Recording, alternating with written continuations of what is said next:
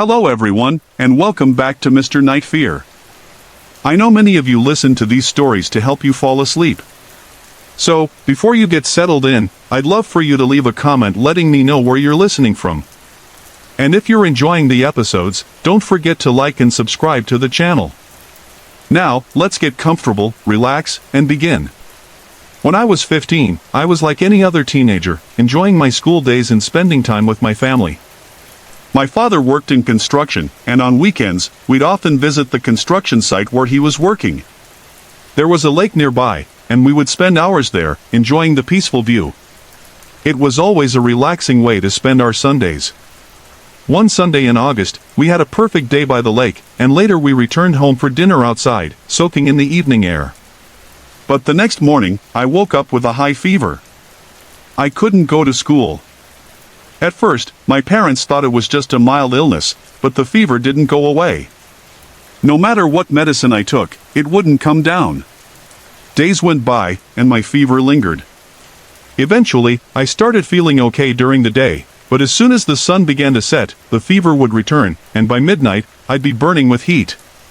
The medicines didn't work, and soon, severe body pain followed. My legs ached in a way I can't even describe. It was like nothing I had ever experienced before. This strange cycle continued for 2 weeks, and my parents were getting more and more worried. All my blood reports came back normal, but nothing helped. I was getting weaker and weaker each day. One night, while I was sleeping, I started crying out in my sleep. My mother rushed to my side, asking what was wrong. But what shocked her was that I wasn't speaking in English, I was speaking in Kannada, a language I didn't know at all. She quickly called my father, and they were both confused and scared. This started happening every night. I would cry out, speaking in that foreign language, but neither of them understood what I was saying. They didn't want to tell anyone because they feared what people might think. But one day, our watchman, an older man who worked with us, heard me and came upstairs to check. Luckily, he knew Kannada and understood what I was saying. With his help, we learned that the spirit speaking through me was a woman who had been tragically murdered. She was murdered by her husband, a laborer, just because she refused to give him money for alcohol. But that wasn't all, he also killed their daughter. The two of them were buried at the same spot where my father's construction site was located. After hearing her story, my parents, the watchman, and his wife decided to speak with her spirit. They asked her why she was troubling me and what she wanted. She said, "I don't want to harm anyone. I just want peace.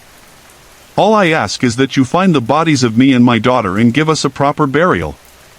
Perform all the required rituals, and also give my daughter a Kumari Kanya, a gift for a young girl about to be married. I had dreams of seeing her married, and that is my final wish." My father promised to fulfill her wishes, but he asked her to stop tormenting me.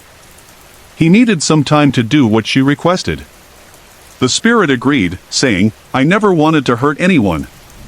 My soul can't rest until this is done." From that day forward, my health began to improve. The fever slowly faded, and I started feeling like myself again. But something was still off. I was afraid to be alone, and every time I went outside, I felt this lingering unease. Days went by, and life returned to normal. But, with all the work my father had, he forgot about the promise he made to the spirit. Then, one afternoon, on my way home from school, I had a small accident. It wasn't serious, but it felt like a warning. That night, the spirit returned, but this time, she wasn't calm. Her tone was angry. She demanded that my father fulfill his promise, and he could no longer ignore her.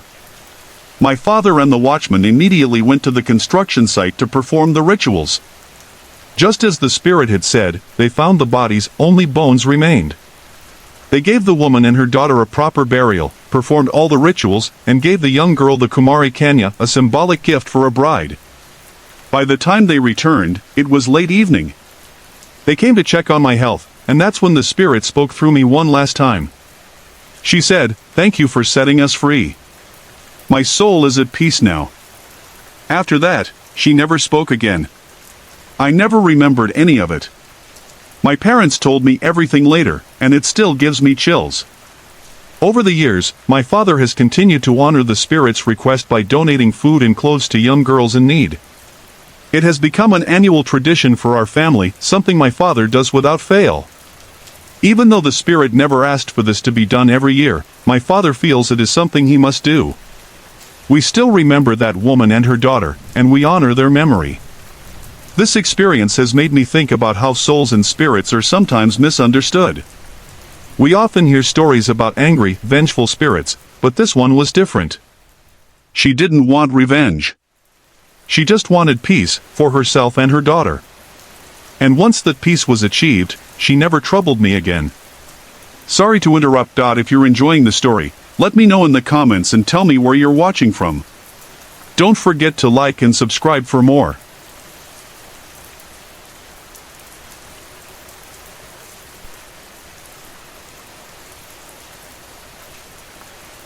This story takes place in southeast London, back in the 1980s, when I was dating my ex-husband. He lived in a small, damp basement flat, the kind of place that felt heavy with the past. The flat was so damp, in fact, that the previous tenant had nailed the wallpaper to the walls, trying to stop it from peeling away. At first, I didn't mind visiting. The place was a bit gloomy, but it was bearable. That was, until one afternoon, when things changed. It was a bright, sunny day, and I needed to use the bathroom.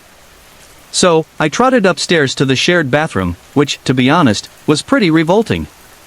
But I didn't mind, it was just a quick trip. On my way back down, I noticed something strange. A man was standing at the window on the first floor, dressed in a World War II ARP, Air Raid Precaution, warden's uniform. For those of you who might not be familiar, the ARP wardens were brave men and women who patrolled the streets during air raids, making sure people were safe and that their blackout curtains were drawn tightly. They would warn people of incoming bombs and guide them to bomb shelters, all while working a full day in regular jobs. This man, standing there in his old uniform, was completely focused on something outside. I followed his gaze to the garden behind the house, where a family was playing with a ball. The father wore a Royal Navy uniform, and the children were laughing, clearly enjoying a rare moment of peace while the father was home on leave. The warden began shouting, urgently banging on the window, trying to get their attention. He was trying to get them to the safety of the Anderson shelter in the garden. The shelter was an old, iron structure, buried under earth, big enough to hold the family during an air raid. It was a strange thing to witness, this old man so intensely focused on getting them to safety. Then, without warning, the warden turned and began heading toward the top of the stairs. I could hear his footsteps running quickly, then, he vanished. I couldn't make sense of it at first. I rushed to the window to see if he'd made it outside, but when I looked out at the garden, everything was eerily still. The family was gone, and there was no sound, just an unsettling silence where laughter had been moments before. After that, I started seeing the warden again. Always at the same window, always watching the family in the garden. It didn't make any sense to me, so I decided to find out more about the house's history. I went to the local library and found myself in the history department, digging through old records. What I discovered sent a chill down my spine. It turned out that during the war, a bomb had struck the house next door to the one my ex was living in. The family in the garden, the one I had seen over and over, had been killed by falling debris and the subsequent fire. The ARP warden, the man I had seen, had been trying to save them. He had been running out of the house to warn them about the bomb when he was caught by the blast and killed. I can't describe the sadness I felt when I realized the warden had died trying to save a family that never made it to safety. They were just enjoying a peaceful moment, unaware that their time together was about to end. The father had been home on leave, and they were making the most of it. I saw that scene replay in my mind 3 more times. Each time, my heart broke, knowing that none of them made it. Even now, years later, I can still feel the sorrow, and I can't help but tear up when I think about it. It's a haunting memory that never quite leaves you. The house, it seems, had more to offer in terms of strange occurrences, but to save this from becoming a saga, I'll save the rest of the story for another time.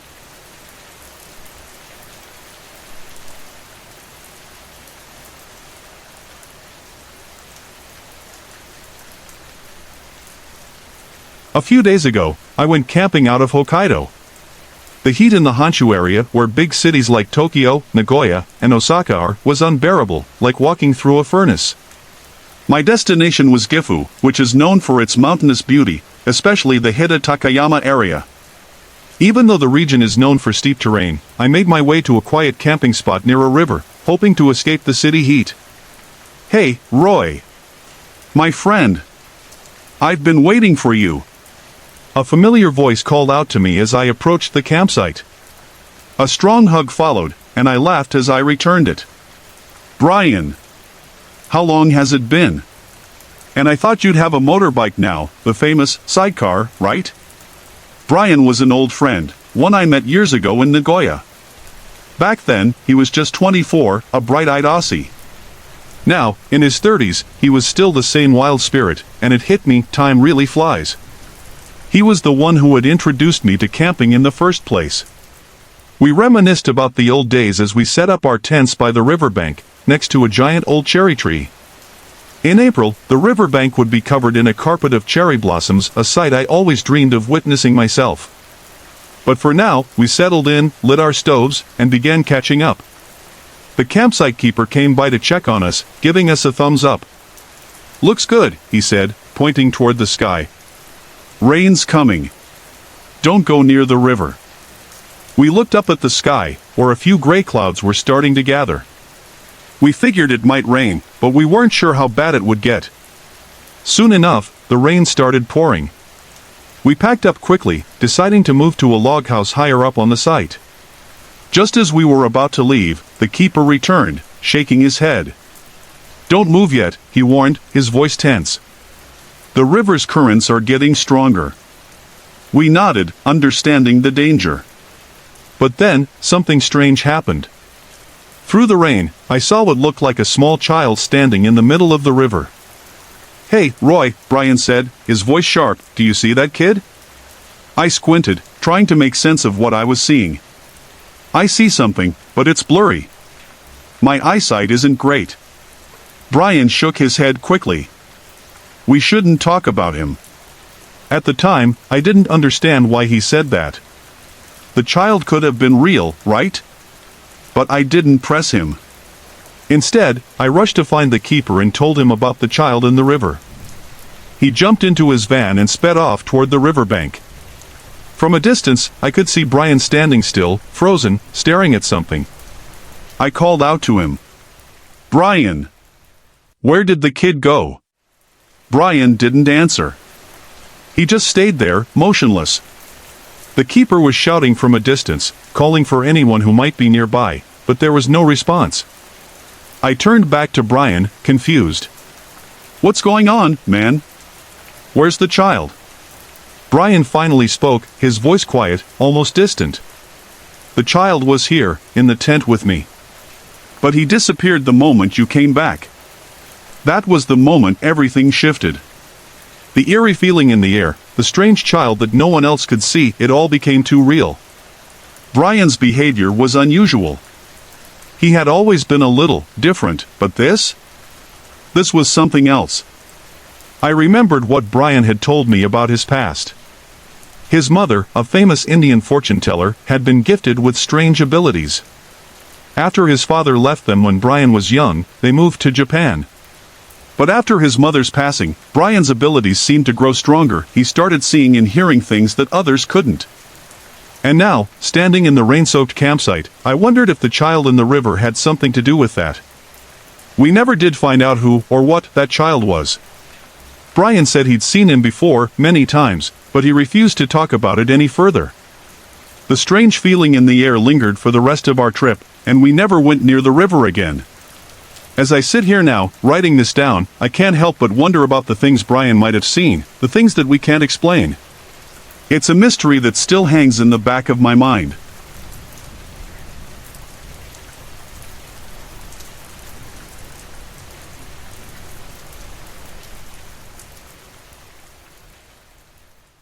This story takes me back to when I was in 10th grade. We were living in a rented house, and another family lived on the same property, though we had separate spaces. Our landlord, a widower, lived with his children after his wife had passed away. He didn't live on site, but he made it a point to check on the house at least once a day. His wife had died many years ago from an infection, and I remember hearing that after her death, the tenants who rented the house didn't stay for long. It was a strange coincidence, but we never thought much about it.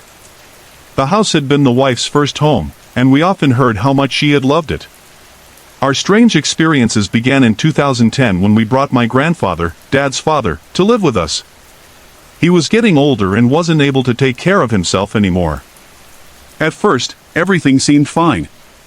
But soon, we began noticing things that weren't so easy to explain. It all started with my grandfather, or Dadaji as we called him. One night, he began shouting in the middle of his sleep, staring at a corner of the room as if he saw someone there. He kept shouting, "Go away, I'm not going with you, go away." He wasn't making sense, and it was unlike him. As the nights passed, this became more frequent, and his health began to worsen. One of the more unsettling incidents occurred with the other tenant in the house. This woman would always turn off the water supply valve for the tank on the roof. We never understood why, but it was her way of reducing electricity bills or something along those lines. My mother, waking up early at 4 or 5 a.m. to refill the water tank, had to deal with this every day. One morning, as she was finishing the task, she saw a shadow in the corner of the room. She wasn't sure if it was real or if she was just imagining things. When she tried to reach out to check it, the shadow didn't move. She was terrified. As she tried to hurry down the stairs, she suddenly lost her footing, falling hard and scraping her knees. It was bad enough that she lost a few toenails and was bleeding. But what disturbed us more was what she kept saying. She felt as if someone had pushed her. At the time, she didn't believe in ghosts, but she was shaken. I could see it in her eyes. She was genuinely scared. We took her to the hospital, where she was treated for her injuries. But something wasn't right. A few days later, the old tenant moved out, and a new couple, both doctors, moved in. The wife, in particular, was very kind. They shared with us that they had been trying to conceive for some time without success. Around this time, my grandfather's health took a turn for the worse. He was admitted to the ICU, and the doctors told us he was stable for now, but his condition was still very serious. Then one night, my mother had a strange dream. She saw the landlord's wife, the woman who had passed away, holding my grandfather in her lap. She turned to my mother and gave her a chilling smile. It was such an unsettling dream that my mother woke up in a cold sweat. A couple of hours later, we received a call from the hospital. My grandfather had passed away. Things didn't improve after that. My health began to decline as well. I started experiencing symptoms that resembled dengue, then typhoid, and finally severe allergies. Going to the doctor became almost routine. But what happened next was even stranger. Hey, sorry to interrupt. If you're enjoying the video, let me know where you're watching from in the comments. And don't forget to like and subscribe for more great content. One night, the doctor's wife came to us with a story. She had a dream about the landlord's wife. She saw her in the dream, peeing on a bed while the doctor's wife was cleaning it up. Then, in the dream, the landlord's wife looked at her and said, "You're going to be a mother soon." The next day, the doctor came to us and described the woman from the dream in such detail that my mother was shocked. She had never seen a picture of the landlord's wife, yet everything the doctor described matched her exactly. It was at this point that my mother and the doctor decided to talk to the landlord. They suggested he should get a ritual, what we call a puja, done to help the soul of his late wife rest in peace. The landlord agreed and arranged a large ceremony, along with generous donations to honor his wife. After the puja, something remarkable happened. Things settled down. We lived in the house for another 6 months, and during that time, no more strange occurrences happened. A week after the ceremony, the doctor found out she was pregnant. Today, she has a beautiful teenage daughter. Sadly, the landlord passed away last month due to old age. But even now, I still think about all the strange things that happened in that house.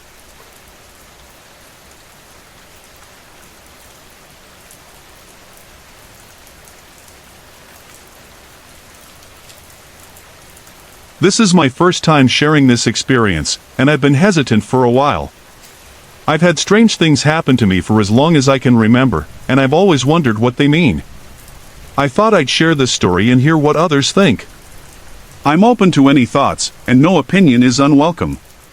I was about 10 years old when this happened. My grandparents lived in a rural area in Mymensing. Their house was a simple tin shed, tucked away about 100 meters from the nearest road. To get there, you had to walk down a winding, earthen path that went past a deep pond and cut through a thick bamboo bush. It was November of 2011 when I was visiting them. My father had taken me to the local bazaar in the evening to buy some groceries. Afterward, he sent me back to my grandparents' place and asked me to bring back some money so he could gamble with his old friends. As I walked back with the groceries, I passed the pond, and I heard a strange sound like a splash, but drawn out and almost quiet. I stopped and looked around, trying to figure out what it was. The moon was just a half circle in the sky, casting a faint light, but the shadows of the bamboo covered most of the pond. All I could see was the water rippling, moving like something had just slipped into it. It was odd, but I figured it was just some animal. After a moment, I shrugged it off and kept walking. Later that night, the wind picked up. The bamboo leaves rustled so loudly I couldn't hear anything from the pond. I spent some time with my dad and his friends, but as it got later, I decided to head back to my grandparents' house to sleep. The moon was lower in the sky by then, and the shadows had grown longer. I had to pay close attention to the path beneath my feet, but when I heard a sound like someone stepping on water, I froze. I turned towards the pond, and that's when I saw her. A woman was sitting cross-legged on the water. She was glowing a soft, pale white, almost like moonlight, but not quite. It wasn't the moon that made her glow, it was something about her. Her skin was so white, almost pearl-like. Her hair, darker than the night around her, moved as if the air had no weight. She was floating above the water, just bobbing up and down, almost as if she was weightless. For a moment, I thought her eyes were closed, but when I looked closer, I realized they were wide open. And they were the same white as her skin. She was staring right at me. I don't remember thinking clearly after that. I just ran. My heart was racing, and I didn't even think to grab anything, just the groceries. Somehow, I didn't trip or fall as I sprinted all the way back to my grandparents' house. I was crying by the time I got there. They asked me what happened, and after some hesitation, I told them I'd seen a snake. It felt safer to say that than to admit I'd seen something I couldn't explain. They just laughed at me for being scared of snakes. Later, my dad came back, and he didn't see anything unusual. It was as if the whole thing hadn't happened at all.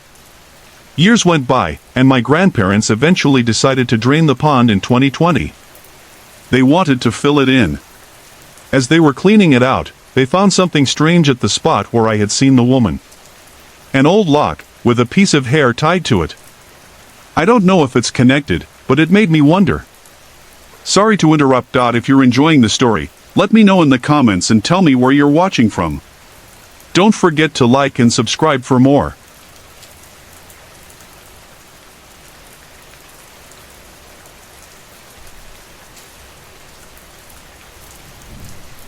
This story isn't about me, though. It's about my friend Ellie, who moved to the Netherlands about 2 weeks ago. She and her family were staying in a temporary hotel apartment while they found a permanent place to live. I'll be referring to her as Ellie, and she's given me permission to share her story here. Right now, she's sleeping on my bed, still terrified by the things she's been experiencing. She doesn't know about my abilities yet, and I think I'll keep it that way for now, at least until I feel she's ready to hear about it. I met Ellie at school, and we hit it off pretty quickly. We were assigned to work together on a history project, which required us to create a model. Ellie had only been in the Netherlands for about a week at the time, and she was staying in a hotel. Since I live far from school, we decided to gather some materials and take them to her place. Last Monday, when I first walked into the hotel, I immediately felt something off. It was like a chill, the kind that makes your skin crawl. I tried to brush it off, but it was definitely there. Something wasn't right. It wasn't until later that I realized whatever presence was in the hotel seemed to move away. It felt not good. Then, on Wednesday, after our PE class, Ellie and I went back to her hotel to work on the project. She decided to take a shower first, and I sat on her bed, scrolling through my phone. The bathroom was just across the room, but I had a strange sense of unease. After Ellie came out of the bathroom, I decided to take a bath myself. I had been feeling tired, and the warm water seemed like a good place to relax. I ended up falling asleep in the tub, and when I finally got out, I didn't realize that I had been in there for longer than planned, about 20 minutes. When I walked back into the room, Ellie had finished working on the model, and she had placed cans of soda on the bed. I was confused and asked, "Why soda all of a sudden?" She looked up from her phone and replied, "Didn't you want it?" I told her I hadn't asked for any soda, and she looked at me, a little puzzled. Then she said, "You were in the bathtub, and when I asked if you needed anything, you said, 'I'm good, just get the project and a can of Coke, please.' And when I went to the fridge, I literally heard you yell thank you from the bathroom. I thought you came out, but the door was still locked." I was completely taken aback. I told her I hadn't said anything while in the tub. I didn't even know she had soda. We were both creeped out, but we tried to brush it off. Still, the nagging feeling lingered. I couldn't explain what had happened. Neither of us had said those things. That Friday, we were at her hotel again, finishing the project. The place was quiet, Ellie's parents were out, and her brother was at a friend's house. It was just the two of us. We were in her room, scrolling through our phones when we heard something coming from the kitchen, like plates being moved. We both thought her brother or her parents had come back, so Ellie called out, "Me and Jess are here," but there was no response. Then we heard a chair move, and Ellie got up to check. I stayed in her room, and when she came back, she said, "Hi." I looked toward the door, but she wasn't there anymore. I called back, "Hey," thinking she had just gone to her parents' room to grab something. But then, I heard her voice again, "Hi." That's when it hit me. The feeling of dread washed over me. I felt an overwhelming sense of unease, like something was terribly wrong. My heart started racing, and I had this sinking feeling. I rushed out of the room and into the kitchen, where I saw Ellie standing by the door, closing it. I asked, "What are you doing?" She said, "I thought I heard a light knock on the door." I asked if she had called me. She said, "No, not even a hi." I was speechless. I thought I'd heard her voice, and now I was starting to feel like something wasn't right. I didn't know how to explain it, but I said, "I thought I heard you say hi to me." She looked at me and said, "Nope. It was just the door knocking." I opened it and saw no one. I didn't know what to say. I couldn't tell her that I felt a presence, something that wasn't right, because I didn't think she would believe me. And honestly, I was afraid that if I said it out loud, whatever was there would take notice and make things worse. So, I laughed it off and stayed a little longer, waiting for her parents to come home. About half an hour later, her parents came back, and I left, telling Ellie to take care. I didn't feel right leaving her alone in that place, especially with whatever presence was lingering. That night, I did some research on the hotel, but I didn't find anything paranormal in the reviews. It seemed like a regular place. But I still couldn't shake the feeling that something was connected to Ellie, or maybe just her family. The next day, Ellie called me around 7:30 p.m. Her voice was shaky, and she asked, "Do ghosts exist?" I paused for a moment, unsure of how to respond. Finally, I said, "I believe that if there's good, there's also bad. So, yeah, I think they do." Her voice cracked when she replied, "I think there's a ghost here." I didn't know what to say next. She told me her parents were checking the kitchen because they thought her brother had shattered some glasses. But when they went to look, they heard what sounded like him crying. But her brother had been in the bathroom. I was speechless. I told her to come over to my house for the night. I couldn't let her stay there, not with whatever was going on. Her family arrived around 9 p.m., and though my parents were kind and welcoming, they didn't quite believe the spirit stuff. Now, it's 12:50 p.m. the next day, and Ellie is still sleeping. She didn't sleep much last night, and she's still terrified by what's happening.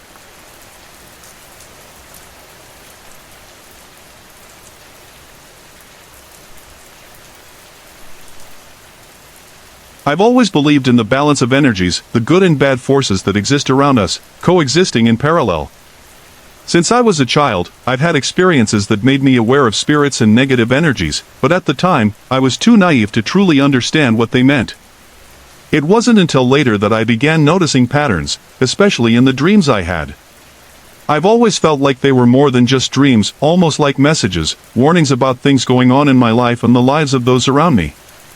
I kept them to myself, writing them down in my diary since my family didn't exactly believe me.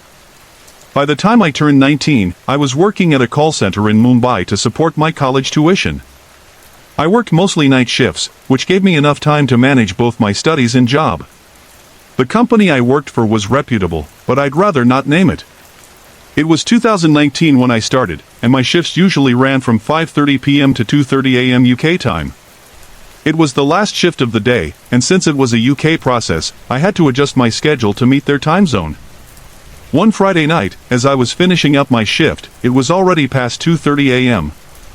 We were supposed to clock out at that time, but because we had some follow-up tasks and notes to leave on customer accounts, everyone stayed a little longer.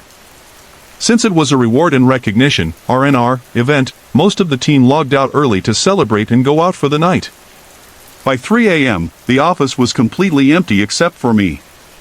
It was colder than usual that night, and the office was strangely quiet.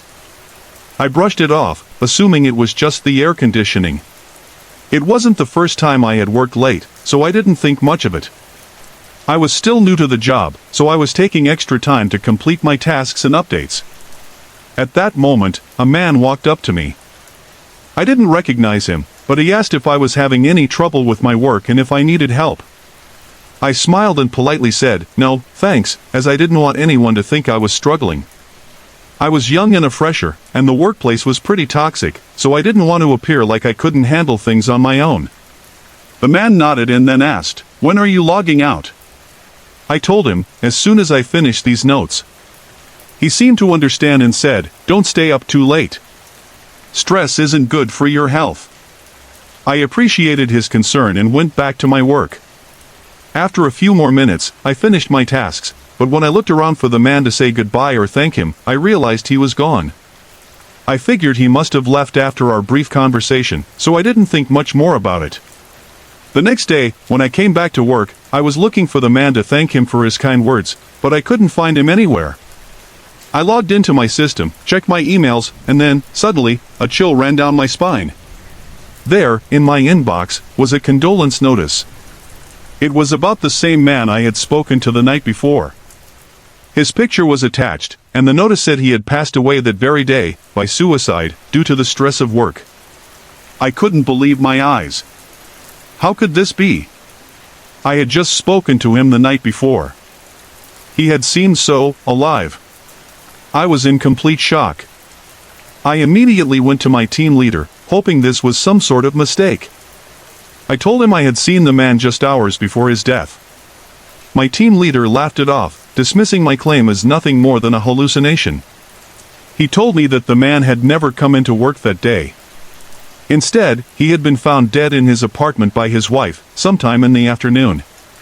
The realization hit me hard.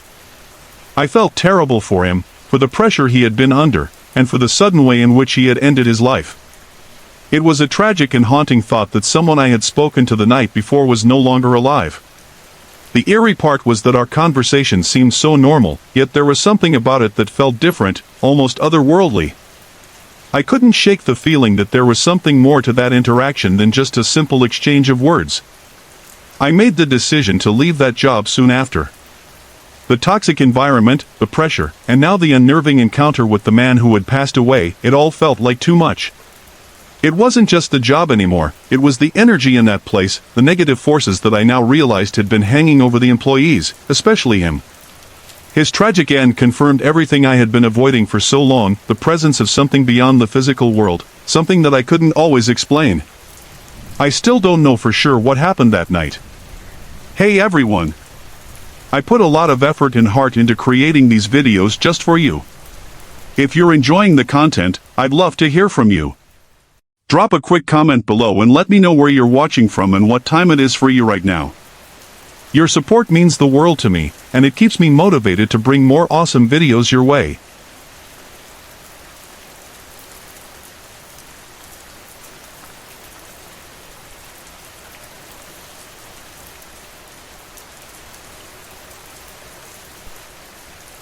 We had arrived in Okinawa for a short getaway, and after some sightseeing, we met a local tour guide who knew a great deal about the area's history, legends, and folklore. He spoke English fluently, which made our trip even more interesting. The highlight of our tour that day was visiting a place known as the Holy Land of the Kijimuna. The Kijimuna, as the tour guide explained, are said to be childlike spirits associated with old banyan trees. They are described as red in color, small, and mischievous, living among the branches of ancient trees. The Kijimuna are considered somewhat like tree fairies, but they are more human-like in appearance. If you're fortunate, you might catch a glimpse of them, but if you anger them, the consequences can be dangerous. The tour guide chuckled as he pointed to a giant banyan tree near the entrance to the forest. "This is the oldest banyan tree around," he said. "If you're really lucky, you might just see a Kijimuna tonight." I was skeptical, of course. My friend and I exchanged glances, but I couldn't resist asking, "Hey, Kinko-san, are Kijimunas solitary spirits or do they live in groups?" The tour guide laughed again, a warm, knowing smile on his face. "They are in groups," he said. "Kind of like kids. Do you know about Zashiki Warashi?" I nodded. "Yes, the child spirits that live in old houses." The tour guide nodded in agreement. "Exactly. The Kijimuna are like the Okinawan version of Zashiki Warashi. If they like you, they bring you good fortune. But if they dislike you, it could be dangerous." My friend dropped her head, probably trying to stop me from asking too many questions.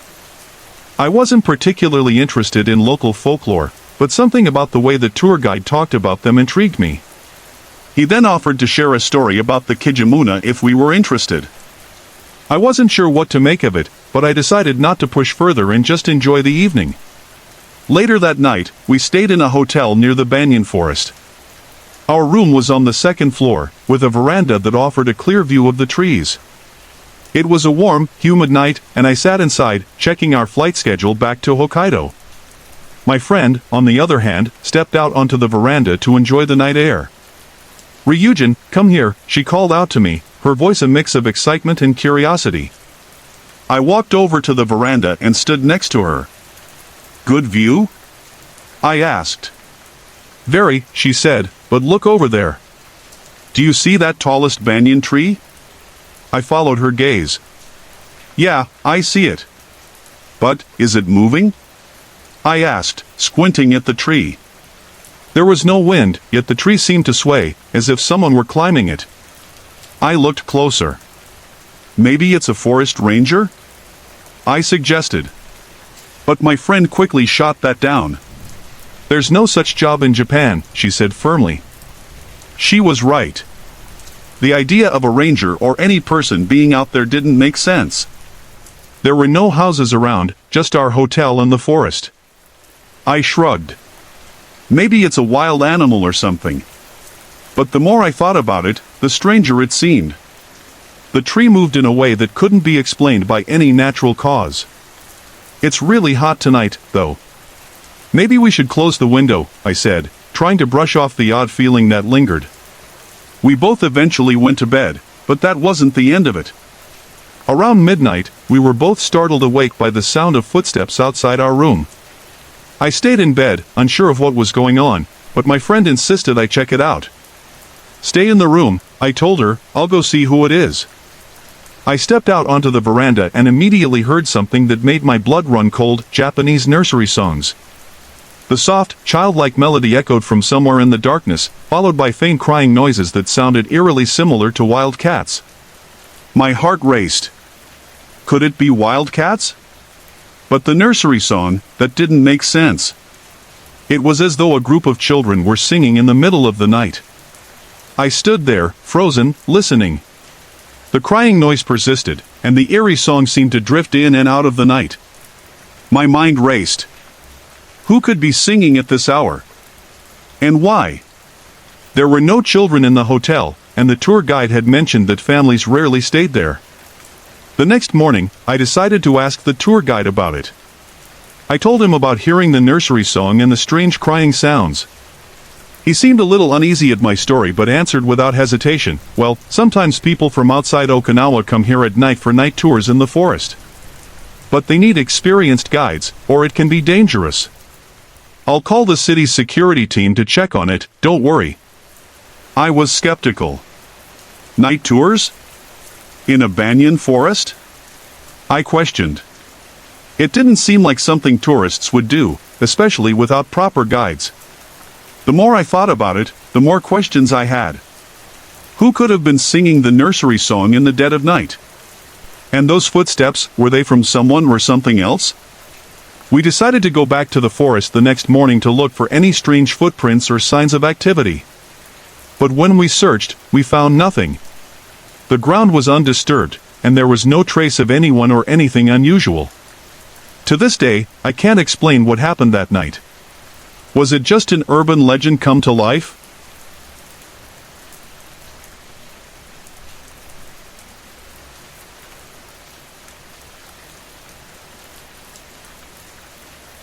My friend and I had just arrived in Okinawa and were learning about the island's rich spiritual culture.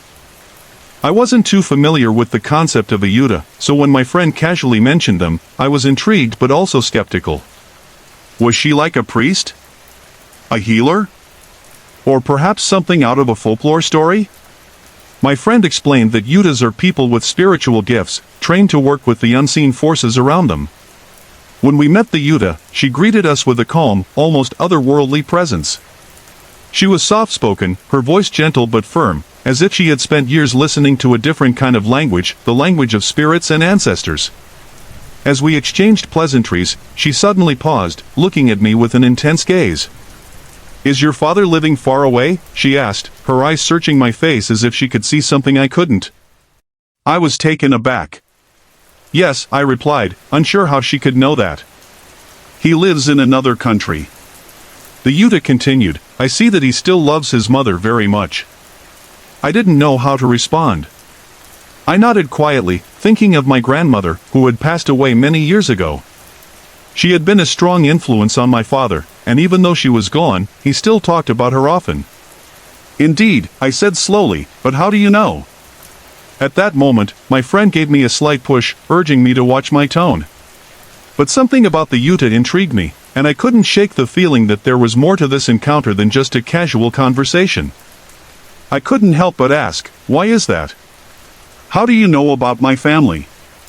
The yuta looked at me kindly, not offended, but rather as if she expected my skepticism. "I do not do fortune-telling," she said softly. "My family, like yours, has a deep spiritual connection. My grandmother and grandfather were both Kaminchu people who serve the gods." Kaminchu? I had heard the term before, but I didn't fully understand it.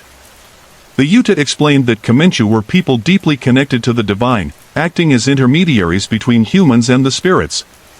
They were the ones who performed sacred rituals and helped people spiritually, much like my tribal grandmother, who had practiced shamanic rituals in her native Taperape culture in Brazil. As the yuta spoke about the struggles of her people, the Kaminchu, under the pressures of war, colonialism, and modernization, I could sense the weight of her words.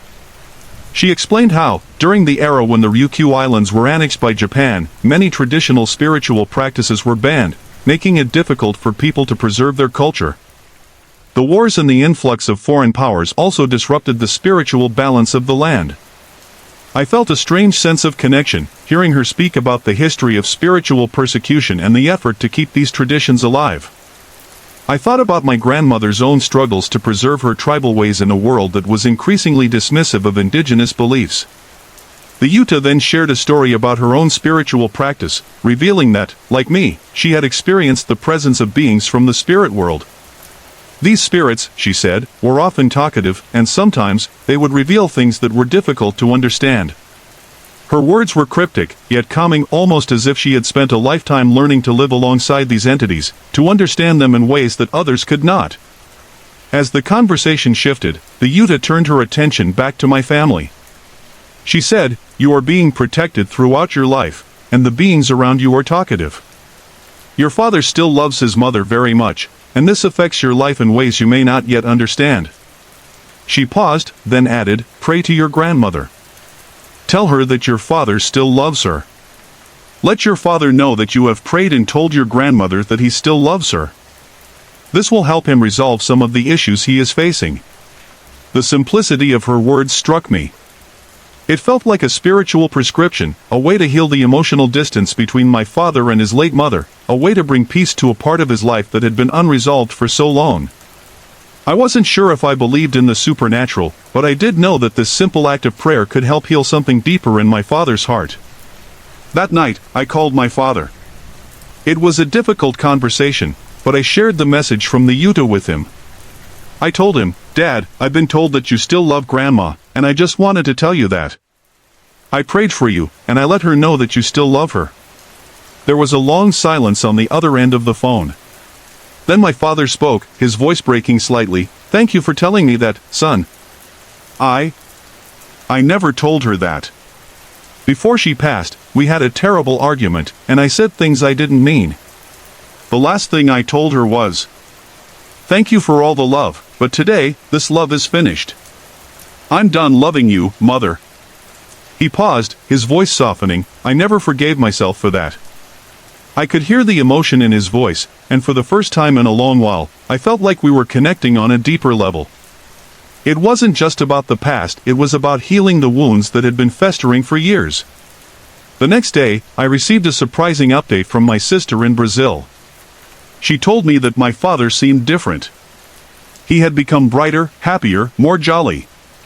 She said it was as if something had shifted inside him, and he was no longer carrying the weight of the unresolved issues with our grandmother. I don't know if it was the Utah's words, or the act of simply sharing that prayer, but something had changed.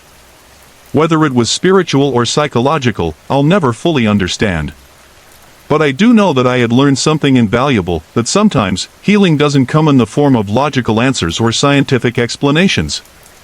It comes in the form of connection, understanding, and, most of all, love. It was a strange and unforgettable experience.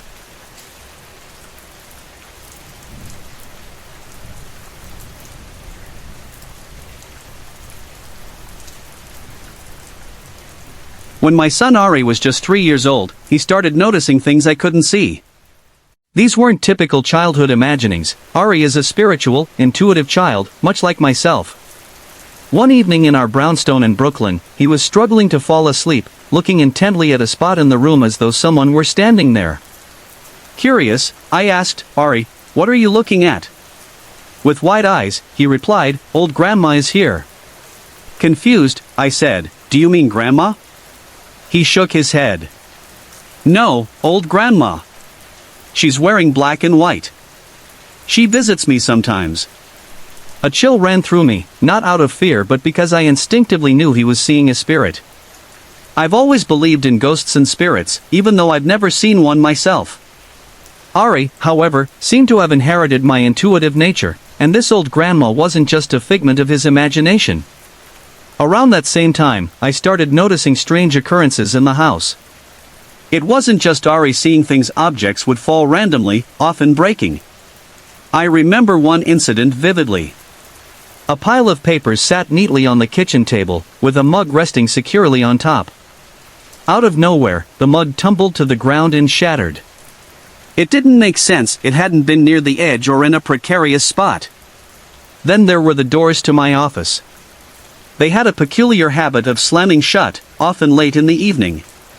There wasn't any draft or wind to blame, yet the heavy wooden doors would close with startling force. It wasn't just unsettling, it felt purposeful. To get some clarity, I invited my friend's mother to visit. She's Brazilian and deeply connected to spiritual practices. In my experience, cultures outside the US often embrace the unseen more openly. I hoped her insight could explain what was happening. When she approached my office, the doors slammed shut with such force they nearly hit her. We exchanged a knowing look. Something, or someone, was making their presence known. Using both her intuition and mine, we pieced together a story about this spirit Ari called Old Grandma. My friend's mom believed she might be a Victorian woman, a theory that aligned with the history of our old brownstone. Through her connection, she communicated with the spirit and discovered something surprising: this old grandma wasn't there to harm us. She was there to protect my children. Relieved, I began to view her presence differently. Yet, she had her quirks. For one, she didn't seem to like messes. Whenever the house was untidy, the activity would ramp up, objects falling, doors slamming. It was as though she was urging me to clean up. This was easier said than done. I've always been a bit disorganized, partly because of my ADHD. My ex-husband was the tidy one in the relationship, but after he moved out, the messes became more frequent, and so did old grandma's antics. Years passed, and old grandma became almost like an invisible housemate. She continued visiting Ari for a while, though her appearances became less frequent as he grew older. I'd occasionally ask him about her, wanting to keep the memory alive, but now, at 10 years old, Ari doesn't recall her at all. We've since moved away from that house on Bergen Street, but I often wonder if old grandma still lingers there. If she does, I hope she's content. Perhaps she's found another family to guide or another child to watch over. To this day, I'm grateful for her presence, despite the broken mugs and slammed doors. She taught me an unexpected lesson about living with spirits. They aren't always something to fear. Sometimes, they're just looking out for you or, in my case, reminding you to clean up. Hey everyone! I put a lot of effort and heart into creating these videos just for you. If you're enjoying the content, I'd love to hear from you. Drop a quick comment below and let me know where you're watching from and what time it is for you right now. Your support means the world to me, and it keeps me motivated to bring more awesome videos your way.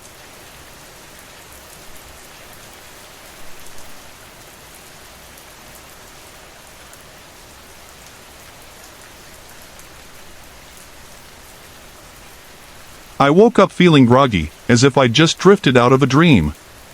I noticed that my alarm clock hadn't gone off. Normally, I'd wake up right when it buzzed, but there are mornings when I wake up naturally and just rest for a few extra minutes. That morning, I decided to close my eyes again and rest a bit longer. But as I lay there, I felt a presence on my bed, like someone had just sat down next to me. In my mind's eye, I could see a little girl with blonde hair tied back in a ponytail, smiling at me. She was sitting on the floor beside my bed, her arms resting on the edge of the mattress, her head propped up on her arms as she gazed at me with what seemed like fondness. Her voice came through clearly in the same tone I had heard years ago. "I think, you really should get up now." I mumbled, still half asleep, "No, let me sleep." She grinned, almost playfully, and said, "No, I think you really should get up now." There was something about the way she said it, she sounded so certain, like she knew something was about to happen. In that sleepy state, I thought to myself, why am I having this conversation? Is this a dream? But it also felt like a warning of some sort. Still drowsy, I slowly opened my eyes and quickly looked around, but she was gone. I felt a little uneasy, but oddly happy at the same time. And then, just as I had the thought, the alarm went off. Perfect timing, seconds after that strange, dreamlike exchange.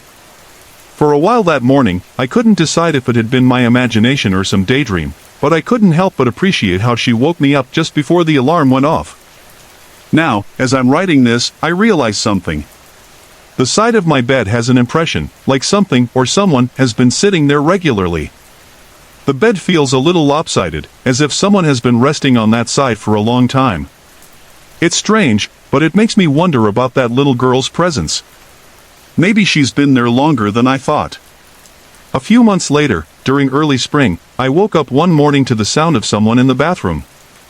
I didn't think much of it at first, it was a common occurrence in my house, but then something unusual happened.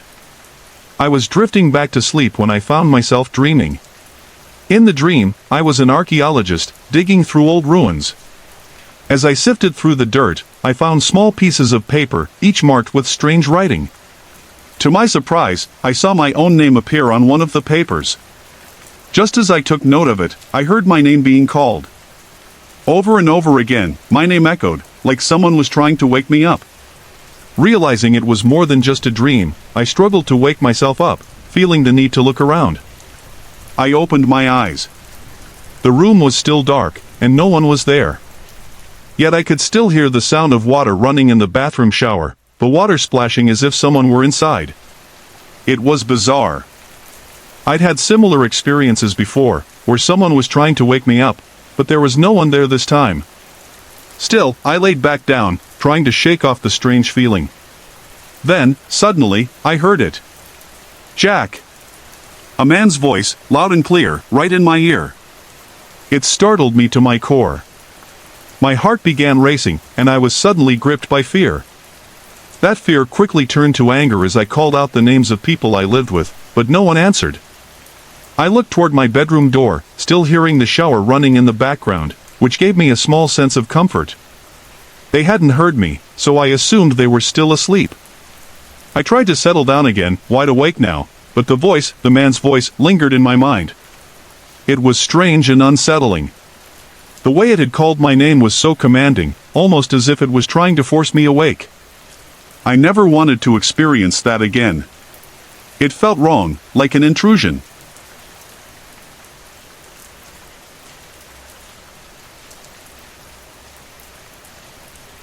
This incident happened just this morning, June 9, 2024, around 6 a.m. This weekend, my father and I traveled to Deerfield Beach, Florida, for a family event on Saturday. We stayed at an Airbnb that had originally been booked by my uncle-in-law. However, he decided to stay elsewhere, so he gave the room to us. Interestingly, my aunt had stayed in this very Airbnb before, but on the opposite side of the duplex. The house was a ranch-style duplex, with 2 units side by side. When we first arrived late on Friday evening, we checked out the place, and everything seemed fine, so we brought in our luggage.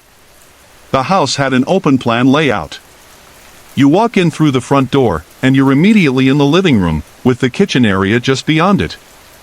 Off to the right of the living room were 2 bedrooms, a bathroom, and what looked like 2 small closet doors.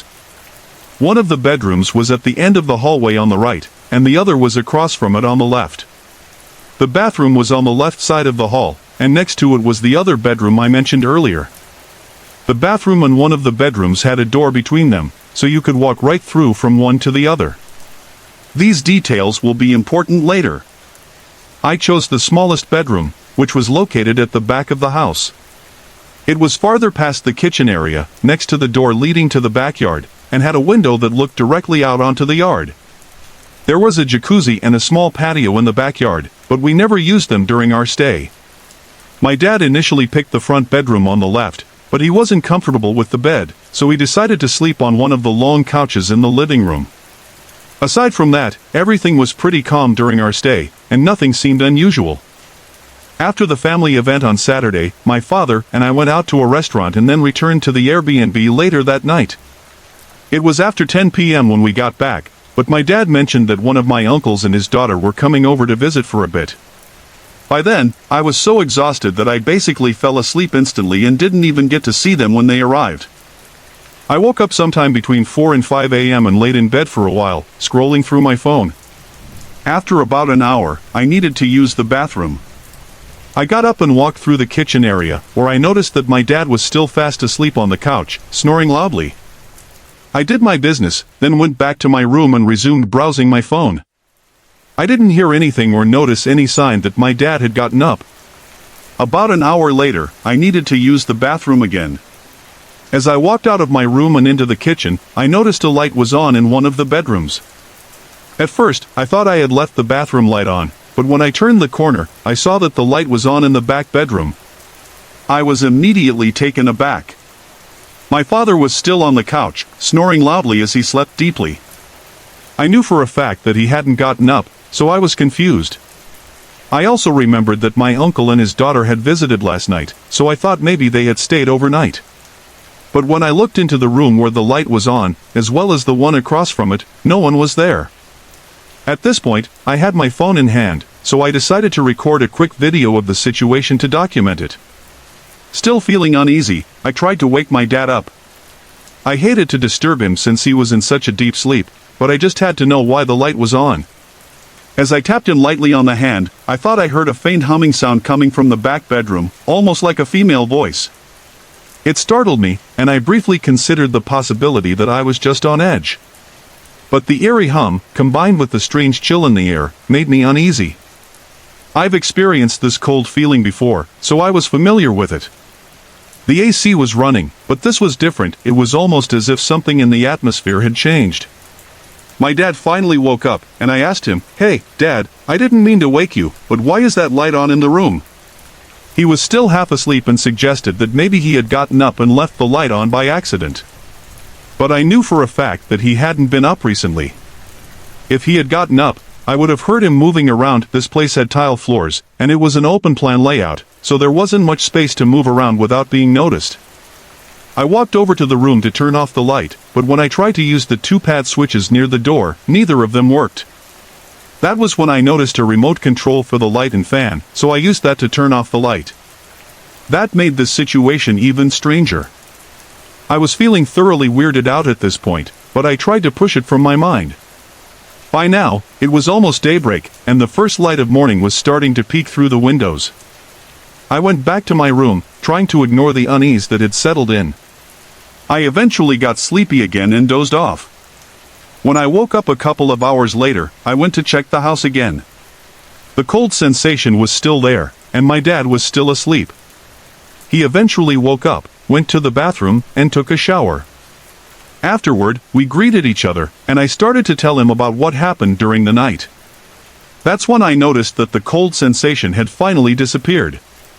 We talked about it, and he said that he might have gotten up during the night and forgotten to turn off the light, but he couldn't remember doing it. We were scheduled to check out by 11 a.m., so we started packing up our things. The rest of the time there passed without any more strange occurrences.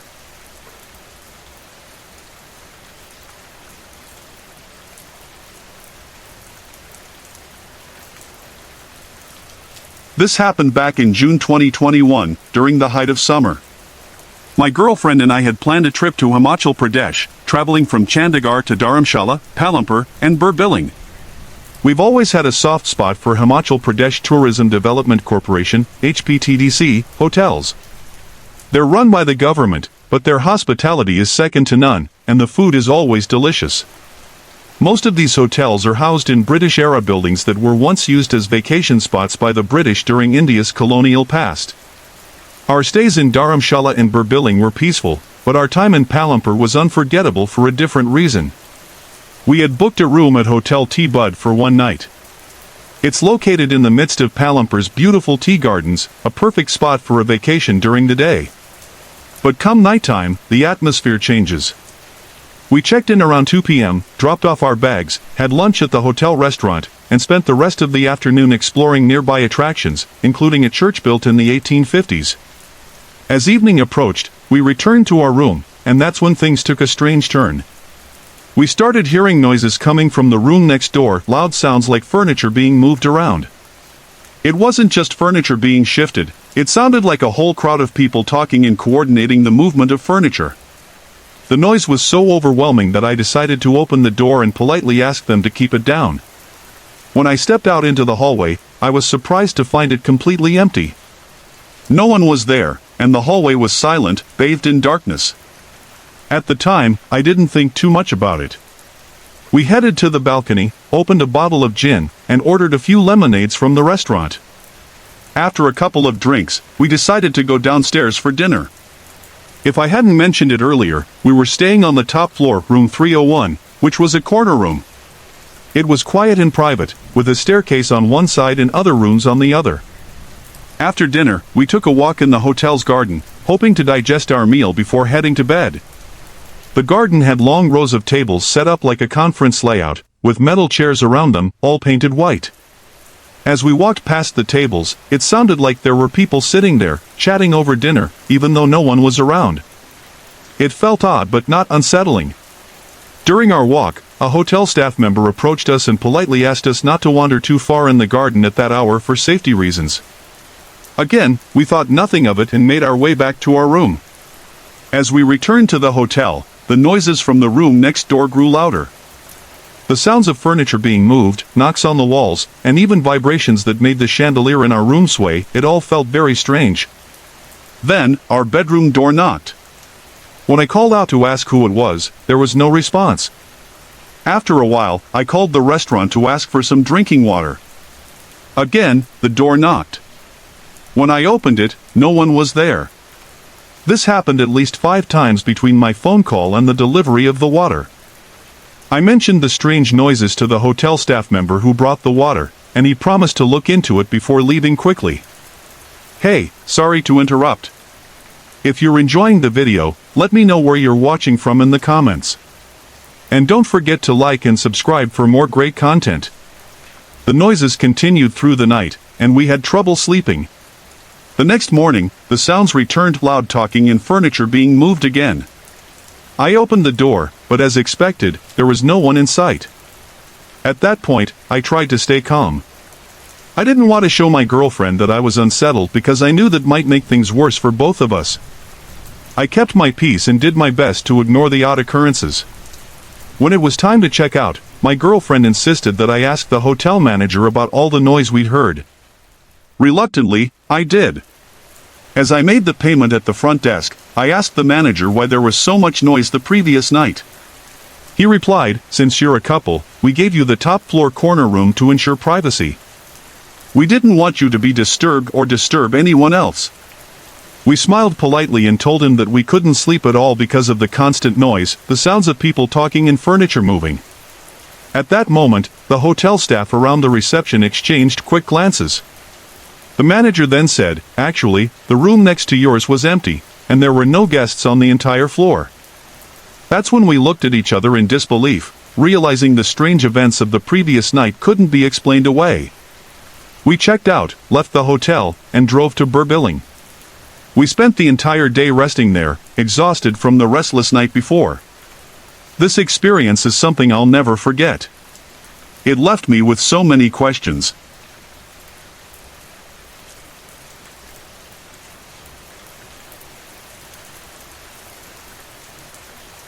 Shimla is a popular summer getaway in India, especially during the peak season when the heat wave in the plains, Chandigarh, Punjab, Haryana, Delhi, and the surrounding areas sends people rushing uphill for a cooler escape. I live in Chandigarh, and one Friday evening, 3 of my friends called me up. They'd picked up 3 cases of beer and asked me to grab my icebox because we were heading to Shimla for the weekend. It was going to be a guy's road trip, so there were no clothes packed, just the beer. 2 cases went in the boot of the car, 1 in the icebox on the second row seats, and we left Chandigarh around 7 p.m. We had no set plan for where to stay in Shimla. The driver, one of our friends, mentioned that one of his friends owned a guest house there, but that was all we knew. Some of our other friends, who were traveling ahead of us in a separate car, had the location of the guest house and were supposed to meet us there. As expected, we got stuck in traffic along the way, while our friends made it to the guest house around 8:30 p.m. They called us to let us know that the place felt strange, like something was off. It made them uneasy, so they decided to leave and book somewhere else, closer to the center of Shimla, somewhere more lively. They advised us to go there only if we had no other option. We didn't think much of it at the time. By the time we cleared the traffic, we were a few drinks and 2 full cases of beer down, 24 bottles of Kingfisher Light, each 650 milliliters. We made our way to Shimla, had dinner, and then drove up to Summer Hill to the guest house. The road was completely unlit, with tree branches sprawled across the path as though we were entering an abandoned ghost town. It was around 10 p.m. when we finally reached the place, and it looked like something out of a horror movie, dark, rundown, and eerie. None of us were excited to step inside, but we had no choice. The guest house was an old, shabby building, and the roof was so low that none of us, all of us around 6 feet tall, could stand upright. We couldn't help but feel uneasy, but our friend, who knew the owner of the place, showed up soon after and gave us a quick tour of the rooms. We weren't carrying any luggage, just the beer and the icebox, and we left our things in one of the rooms. There were 4 rooms in total, and just as the owner was leaving, he gave us an odd warning. "Do not open the windows or the doors, no matter how badly they are knocked," he said. I couldn't help myself. Goosebumps crept up my skin as I asked, who would knock on the windows at this hour? But as I moved to pull the curtains back, he grabbed my hand and whispered, "Let the night pass. Do not open the curtains or the windows." By that point, we were mildly drunk, and honestly, that's probably the only reason we managed to sleep. After the owner left, we decided to all sleep in one room. It had a window that overlooked the parking area, so we could keep an eye on the car. 4 of us crammed onto a small 6x6 bed, and we shared the attached washroom. The night was long and strange. We heard knocks at the door, but the bigger problem was fitting 4 people on a small bed. We didn't sleep much, and when morning came, we were all exhausted. The beer in the icebox was still cold, so we cracked open a few bottles as a sort of pre-breakfast appetizer. As we were about to check out, my curiosity got the best of me. I decided to go outside the guesthouse to see what was behind the window where the owner had stopped me from opening the curtains. To my shock, there was nothing but a deep, steep ditch. No way anyone could stand there, let alone knock on the window. It felt unreal. That was the last time we ever went to that place. And we never trusted that friend again to book a stay for us. A few months later, we heard the news from the friend who knew the guesthouse owner. Apparently, the owner had committed suicide at that same guesthouse. None of us ever spoke of it again after that. Sorry to interrupt. If you're enjoying the story, let me know in the comments and tell me where you're watching from. Don't forget to like and subscribe for more.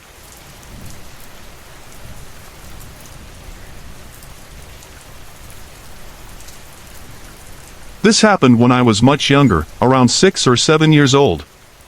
Being half Irish, my family would often visit the countryside, where it was just fields upon fields and very few streetlights. It was always quiet and peaceful, but at the same time, a bit eerie. We stayed in an old cottage, the kind with wooden interiors and an old coal fire. It looked like something out of a spooky storybook. I would usually sleep in the guest room by myself, which was unsettling in its own way. There was always this feeling, whenever I was in that room, that I wasn't truly alone. But one day, when I wasn't feeling too well, things took a turn. I was sitting at the top of the stairs, playing with my action figures. The stairs themselves were winding, not straight, and the whole house felt quiet, too quiet. Then, I thought I heard my mom call my name from downstairs. I responded, but there was no answer. I listened closely but heard nothing more. Turning my attention back to the bottom of the stairs, I called out again, asking what she wanted. Still, no response. As I was about to turn back around, I noticed something at the far end of the hallway, a man, standing there. He looked like a cowboy, with a wide-brimmed hat and a rugged appearance. I was frozen, completely in shock. I couldn't make sense of what I was seeing, and to this day, I still can't explain it. In a panic, I rushed downstairs, thinking maybe my mom had gone there. But when I got to the living room, I found both my parents asleep on the sofa, completely unaware of anything that had just happened. That's when the fear really set in, because I was sure I had heard her call me. I must have looked as pale as a ghost because when I told my parents what had happened, they were both concerned. The rest of the time we stayed there, I couldn't bring myself to sleep alone.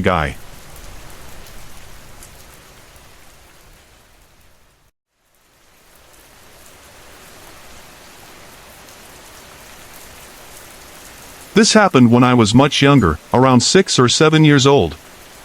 Being half Irish, my family would often visit the countryside, where it was just fields upon fields and very few streetlights. It was always quiet and peaceful, but at the same time, a bit eerie. We stayed in an old cottage, the kind with wooden interiors and an old coal fire. It looked like something out of a spooky storybook. I would usually sleep in the guest room by myself, which was unsettling in its own way. There was always this feeling, whenever I was in that room, that I wasn't truly alone. But one day, when I wasn't feeling too well, things took a turn. I was sitting at the top of the stairs, playing with my action figures. The stairs themselves were winding, not straight, and the whole house felt quiet, too quiet. Then, I thought I heard my mom call my name from downstairs. I responded, but there was no answer. I listened closely but heard nothing more. Turning my attention back to the bottom of the stairs, I called out again, asking what she wanted. Still, no response. As I was about to turn back around, I noticed something at the far end of the hallway, a man, standing there. He looked like a cowboy, with a wide-brimmed hat and a rugged appearance. I was frozen, completely in shock. I couldn't make sense of what I was seeing, and to this day, I still can't explain it. In a panic, I rushed downstairs, thinking maybe my mom had gone there. But when I got to the living room, I found both my parents asleep on the sofa, completely unaware of anything that had just happened. That's when the fear really set in, because I was sure I had heard her call me. I must have looked as pale as a ghost because when I told my parents what had happened, they were both concerned. The rest of the time we stayed there, I couldn't bring myself to sleep alone again. I ended up sleeping on the floor in my parents' room. It was the first time I'd ever experienced anything like that, and it stuck with me for a long time.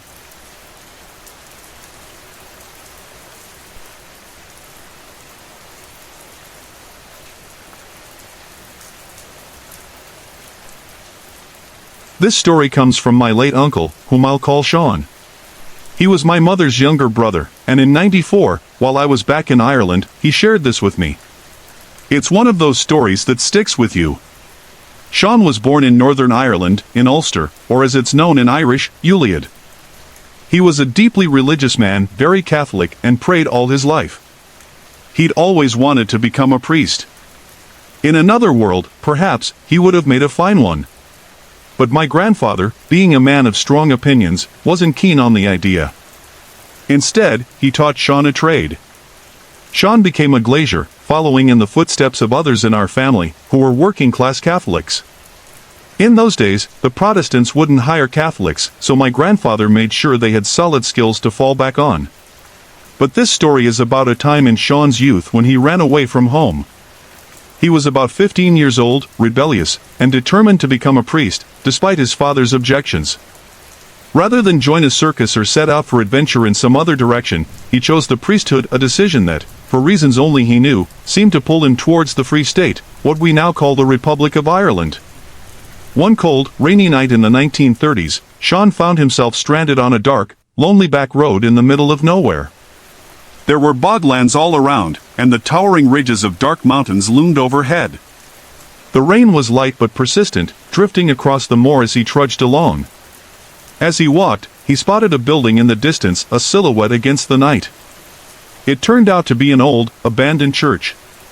Ireland is full of these ruined churches, forgotten and left to the elements. With nowhere else to go, Sean approached the church and, seeing that the front door was bricked over, found a way in through the old vestry. Inside, the gloom of the church was thick, and all he could make out were the pews, the altar, and a worn-out cross.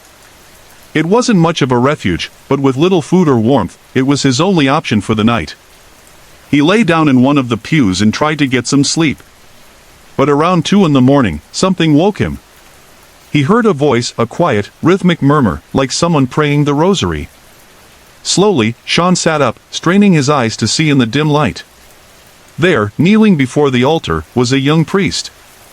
He was dressed in a dark cassock, his hair dark but thinning, his face pale. The priest was weeping, quietly sobbing as he said the prayers in Irish.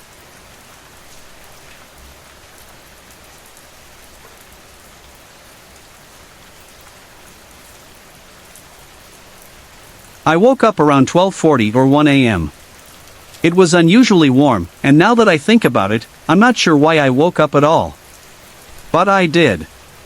After about 10 minutes of just lying there, trying to fall back asleep, I heard something strange, a little girl giggling. It came from my room, and that confused me. I don't believe in ghosts, so at first, I just brushed it off. Maybe it was a sound from outside or some noise from the house, so I turned on the light and started looking around, trying to find an explanation. I thought maybe it was my dad on his phone, but he was asleep in his room. Plus, the giggle didn't come from outside the door like I'd expected. It came from the direction of the window, which I'd left wide open because of the heat. At that point, I tried to convince myself it was just my imagination, but there was something about it that felt different. I realized I could tell exactly where the sound came from, and that's what really got to me. You don't usually know where sounds inside your head come from, but this wasn't in my head. I heard it with my ears. All of this happened in maybe 15 seconds, and while I was freaked out, I stayed calm. It's hard to explain, but I wasn't scared. I just didn't understand. Then, out of nowhere, I started crying. Not just a few tears, but actual sobbing. And that was the part that really threw me off. I'm not an emotional person. I don't cry easily, probably once or twice a year. So this was really strange. I wasn't sad, I wasn't scared, yet there I was, with tears streaming down my face and snot running from my nose. I couldn't figure it out. I was still just so confused. For the next 4 hours, I stayed awake, texting my friends about what happened. I kept telling them how creepy it was, how confusing, and how I wasn't sure if it was real or just my tired mind playing tricks. I started thinking maybe it was all just my imagination. After all, I was really exhausted. Then I remembered a friend of mine who's really into the paranormal. She's a firm believer in ghosts and has researched them a lot, so I reached out to her. She told me not to be scared, but that I should look into it, research what it was and figure out how to protect myself. So, skeptical as I was, I started typing into Google, "little girl giggling in bedroom ghost." I found a few sites with similar stories, but nothing that mentioned the crying part, nothing that was exactly like what I'd experienced. But I did find something about ringing in the ears after hearing laughter or voices. Right as I read that, I suddenly heard a brief ringing in my ear. It lasted just a second and then stopped. I thought it was just a coincidence. Maybe it was just my mind playing tricks, or a placebo effect, because I was so freaked out. I texted my friend about it, telling her what had just happened. Then, as I was telling her about the ringing, I started crying again, just like that. No reason, no warning. I went from talking normally to full-on crying. It was so strange, like I had no control over it. This all happened just this morning, and I'm still a little freaked out. But now, looking back on it, I'm starting to wonder if it was just my tired eyes making me cry because they wanted sleep. Maybe it was all in my head. The thing is, our house is only 14 years old, and we're the only ones who've lived here. There's no history of anything strange.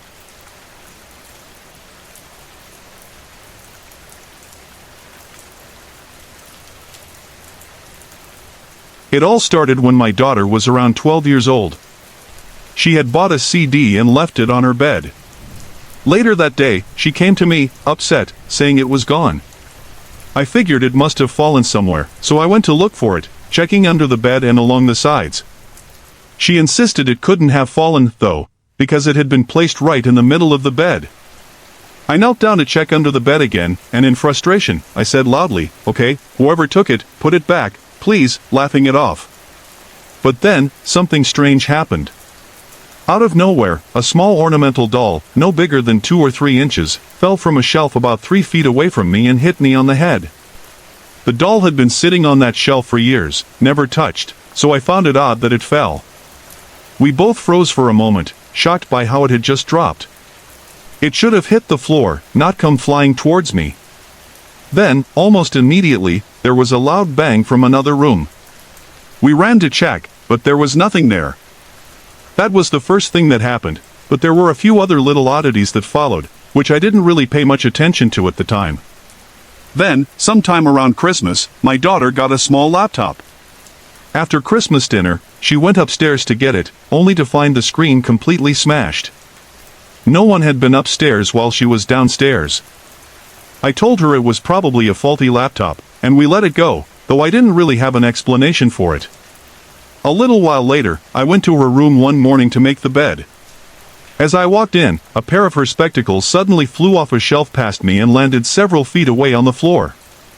If they had just fallen, they would have landed on the table beneath them, not been thrown across the room like that. I have to admit, this really scared me. It was hard to ignore this one. At one point, I asked my daughter if anything else strange had happened that she hadn't told me. She hesitated, then said she'd seen a blue light shoot across the kitchen once in the dark. And that wasn't all. She said she frequently saw small shadows moving around the house, something I had never noticed myself.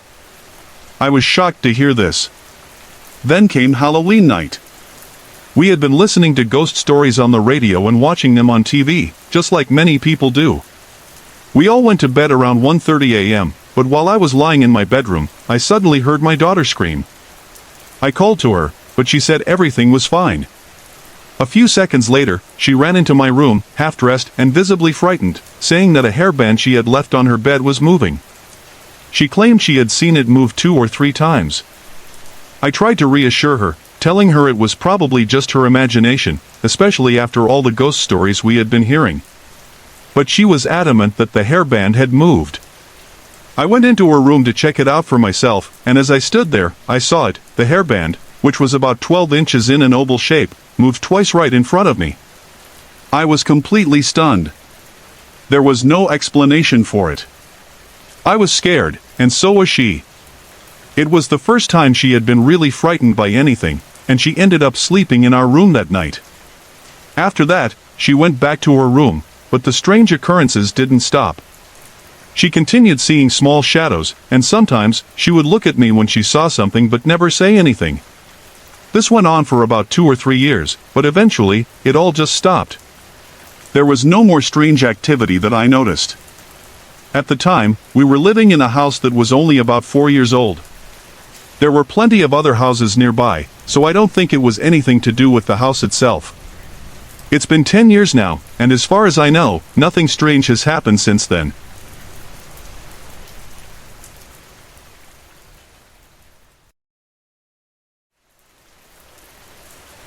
When I was a kid, I grew up in a pretty ordinary house, nothing special, just a typical family home.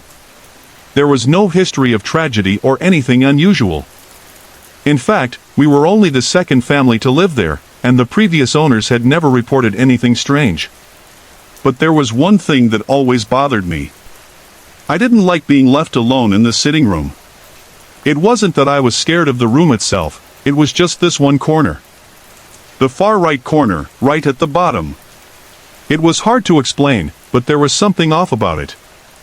I'd often find myself drawn into a sort of trance, where the room would darken, and that corner would start to almost pulse, flashing like strobe lights. It wasn't just the lights that were strange, though. I could see them, the little people, standing there. They had long, sharp fingers, longer and thinner than anything I could imagine. They were almost invisible because they were so thin, but I could feel them in that corner. And then there were the boxes. Millions of tiny white boxes. Perfect cubes, pouring out from the corner, surrounding them. There was something about them, too, their smell. It was metallic, sharp. Everything about them felt sharp, like a knife edge. The air tasted like metal, too. Maybe the boxes were made of it, or maybe it was just the feeling they left behind. I don't know if they always noticed me, but I knew they didn't like children. Sometimes, I would feel them scratch my arms, but whenever I snapped out of it, there was never any trace, no marks, nothing to prove it had happened, except for that sharp, lingering smell, which would slowly fade away. My parents never saw or smelled anything. To them, it was just a corner. A perfectly ordinary corner. They didn't understand why I would get so upset, but it wasn't something I could explain. As I got older, the experiences stopped. By the time I was 6, I could no longer see or feel them. I think I grew out of it, or maybe I just became too old to see them anymore. But sometimes, I wonder if it was even real. It happens so often, though, that I can't dismiss it entirely. I've never been physically harmed, but there's something unsettling about having experiences like that and not being sure if they were real or if I just imagined it all.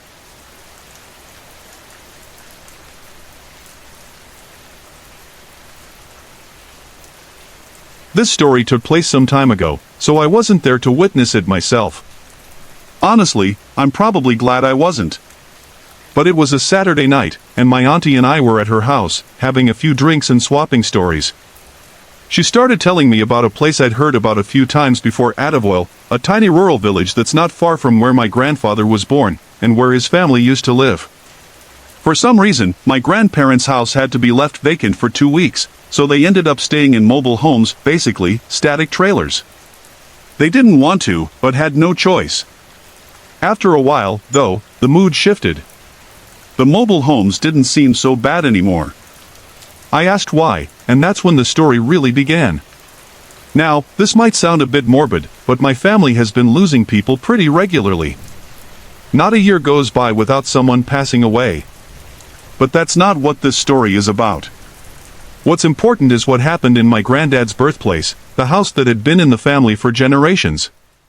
Years ago, someone had passed away in that house.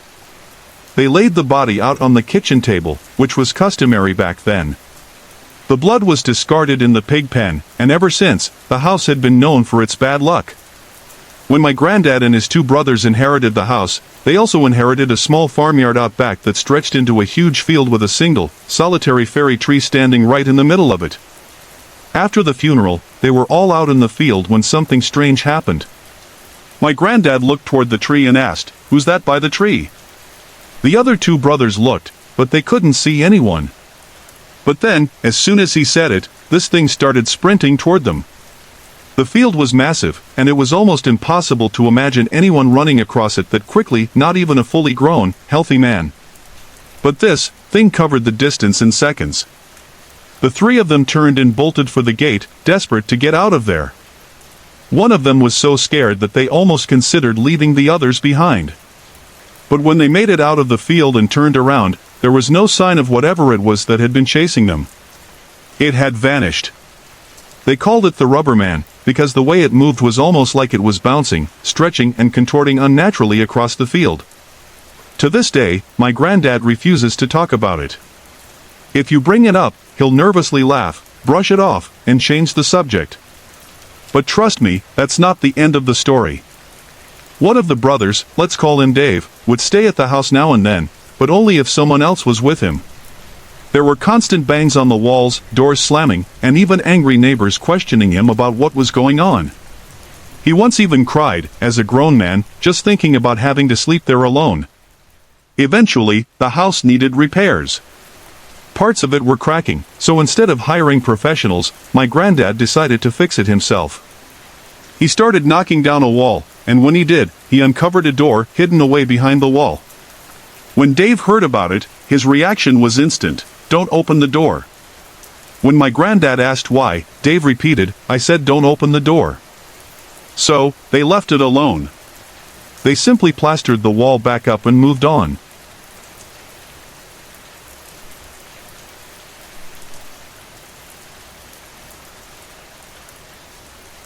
I don't remember exactly when this happened, as I wasn't keeping track of time at the time. But I really want to tell you all about the trickster. His name was Alex, and he was a 15-year-old boy who loved playing pranks on people. He just showed up at my house one day, and somehow, he ended up sticking around for about a year. What follows are some of his most memorable pranks. Alex was a natural trickster. He loved to mess with people, but he especially seemed to enjoy messing with me. I'll never forget the first prank he pulled. I was in my room wrapping a birthday present for my brother, but I forgot to bring the scissors with me. So, I went to the kitchen to grab them. When I came back, I noticed that the roll of sellotape I had been using was gone. I thought maybe I'd left it in the kitchen, so I checked, but it wasn't there. I searched everywhere in my room, but it was nowhere to be found. I had no choice but to grab another roll and finish wrapping. A few days later, though, I dropped something under my bed, and when I looked under to grab it, I found the roll of sellotape. It had been there the whole time. After that, the pranks kept coming. A few days later, I was watching TV when the remote just disappeared. I checked under the cushions, the table, and even behind the TV, but it was nowhere to be found. I went into the kitchen to see if there was another remote that could work, and when I came back, the original remote was sitting right on the table. That was when I knew for sure it was the trickster at work. He loved to move things around, call my name when no one was there, mess with light bulbs, and open and close doors. It was always the same strange, random occurrences that left me more confused than scared. Then, one night, I went to visit my parents, and of course, the trickster came along. My mom and I were sitting down watching a movie, and there he was, sitting across from me. I could hear him laughing quietly to himself, so I knew something was up. Suddenly, he disappeared from the couch, and I couldn't figure out where he'd gone. A few seconds later, my mom's phone shut off by itself. She jumped up, startled, and rushed over to the table where her phone had been. Sure enough, the phone was switched off. I could hear Alex laughing in the background. He thought it was hilarious. My mom was completely freaked out, but I didn't say anything. I stayed over at my parents' house that night, but I knew the trickster wasn't finished with her. The next morning, when I got up, I could tell my mom was about to tell me something. She seemed uneasy.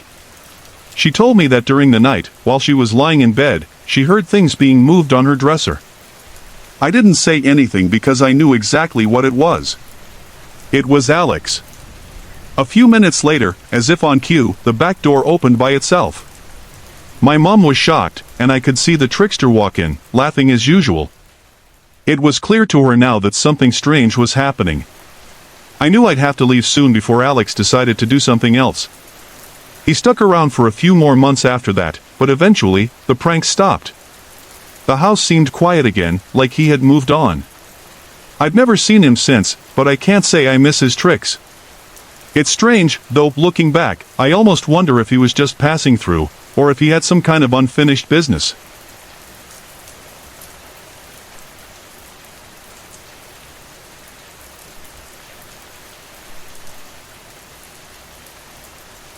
This all started back in 2013, and it's something I can still remember clearly.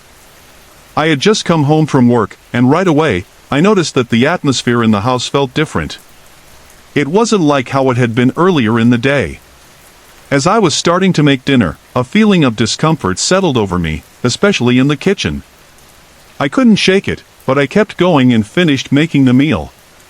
Once I was done, the feeling seemed to lift for a while, and everything felt normal again, just like it was earlier that day. After dinner, I watched some TV to wind down, but even then, I couldn't shake the sense that something was off. It felt like I was being watched, and it made me uneasy. Eventually, I decided to go to bed.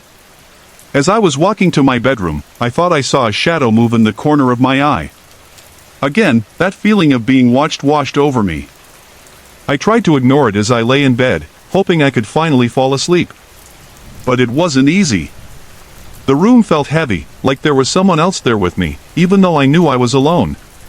It took me a long time to drift off, and when I finally did, I had a dream, or at least, I thought it was a dream.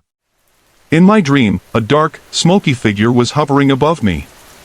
It was hard to see clearly, but the feeling it gave off was unmistakable. It grabbed my shoulders and shoved me hard into the mattress. I fought back, desperate to free myself, and in my struggle, I reached for my necklace that was lying on the bedside table. I grabbed it and swung it at the smoky figure, and as soon as I did, the figure disappeared. I woke up with the necklace still in my hand, exactly as I had done in the dream. I couldn't believe it. The feeling of dread came crashing back in, and I quickly jumped out of bed. I stood there, trying to wrap my mind around what had just happened, but I realized it hadn't been a dream at all. I hadn't been asleep long enough for it to be a dream. It felt so real. I was completely shaken, and I didn't go back to sleep that night. A few weeks later, I caught the flu, so I had to stay home from work. I was almost back to normal, but I hadn't been sleeping well because of the illness, so I decided to take a nap. I finally drifted off to sleep, but once again, I found myself in a vivid dream. This time, the smoky figure was there again. I could feel it, it was standing right in front of me. I asked it what it wanted, and it answered, but the words were hazy, like they didn't make sense. I told it I wasn't afraid of it, and to my surprise, it laughed. That's when I got angry. I told it to leave and never come back. At first, it didn't move, but then it seemed to get furious. Without warning, it flew toward me, and I felt its hand press into my skin. The feeling was cold and strange, like it was going through me. Then, I felt a sharp pain in my side, and it felt like the figure's hand was squeezing my kidney. It hurt so badly that I screamed out in pain. The pain was so intense that it woke me up. I looked to my left, still gasping for breath, and there it was, standing right beside my bed. The smoky figure didn't say anything this time, but it looked at me with this strange, almost mocking expression. Then, without warning, it passed through the wall and was gone. I was left in shock, and for hours afterward, I still felt a dull ache in my side. Eventually, the pain faded, but the experience stayed with me. A few days later, I was finally over the flu, but I started having problems with my kidneys. I went to the doctor and was diagnosed with a kidney infection. The doctor gave me medicine to help clear it up, which worked, but not long after, I started developing kidney stones in the same kidney that the figure had grabbed. I couldn't help but feel that somehow, it was connected. I don't know if it was just coincidence or something more, but I'm convinced that the smoky figure played a part in making me sick. Sorry to interrupt. If you're enjoying the story, let me know in the comments and tell me where you're watching from. Don't forget to like and subscribe for more.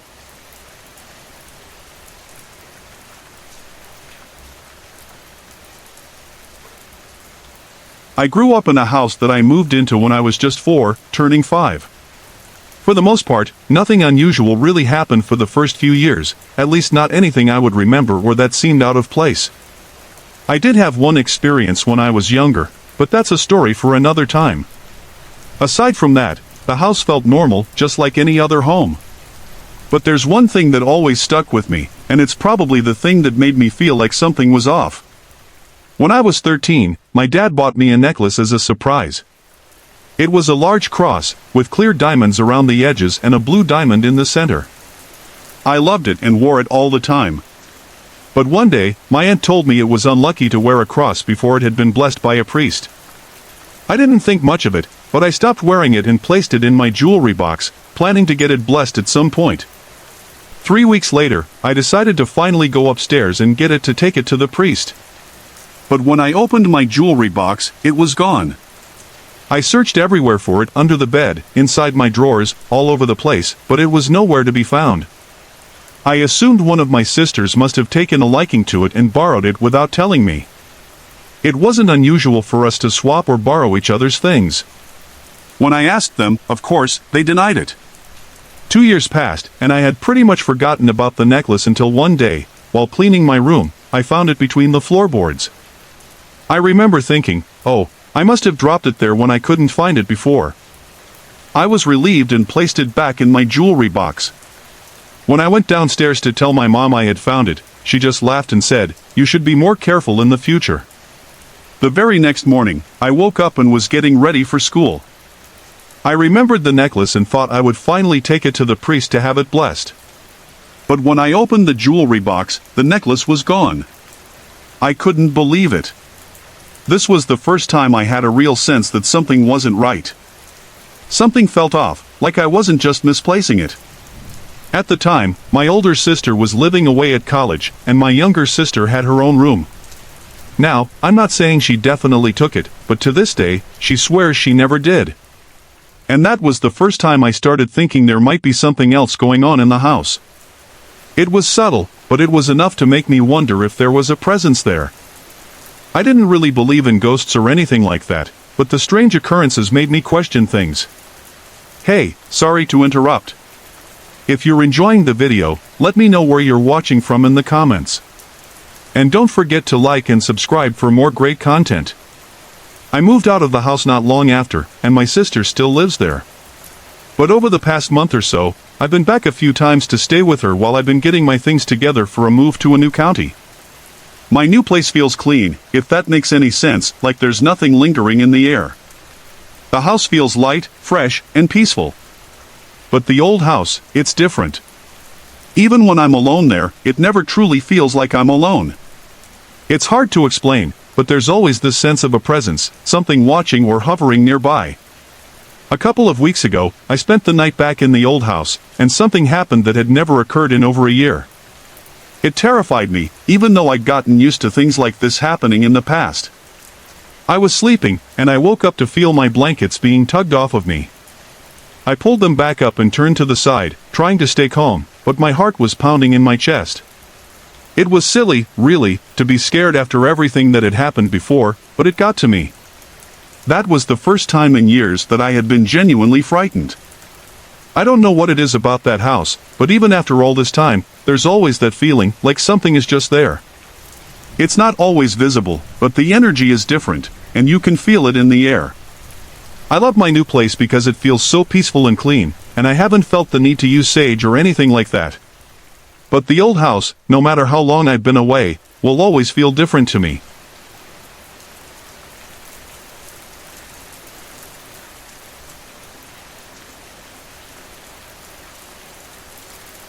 I wanted to share something that has stayed with me for years, the strange presence of what I called a breather spirit. It all started when I was 16, living in an apartment with my parents in Riga, Latvia. One night, I woke up around 4 a.m., and I could hear it, a rhythmic, steady breathing sound coming from the far corner of the room. It wasn't loud, but it was unmistakable. It almost sounded like someone was asleep, breathing deeply and peacefully. It terrified me, but I couldn't look away. I pulled the blanket up to my chin and just listened. The sound went on for what felt like over an hour, only stopping when the morning light started to creep through the curtains and my cat came rushing into the room, playful as ever. Our apartment always had a strange, eerie vibe, though nothing truly unexplainable ever happened, at least not until that night. My parents had their own experiences. They'd seen shadowy figures moving around the apartment, and both had vivid sleep paralysis episodes. There was even one time when my mom came into my room, asking what I wanted, wondering why I had called her. But I hadn't called her at all. I used to chalk that up to her being overly sensitive, maybe even having some kind of psychic ability. As for me, I'd only ever heard strange knocks on the window at night, but I figured it was just the wind or my imagination playing tricks. Still, the breathing sound that night felt different. It felt real, like something was there with me. Weeks went by, and I eventually started hearing the same sound again, late at night, when everything else in the apartment was silent. But by then, I had gotten used to it. I'd left that apartment when I went off to college, and years passed without much happening. Until one day, in a completely different apartment, the breathing sound returned. I was shocked. I thought I had left whatever it was behind, but apparently not. The most strange and unsettling encounter happened about 6 years later, after I had moved to Dublin. I was going through a tough time, having lost my job in my rented flat, and had to crash at a friend's place for a while. One afternoon, while sitting in her living room, I heard the breathing sound again. This time, it was in broad daylight. I wasn't as frightened since I tend not to scare easily in the day, but the sound was clear and unmistakable.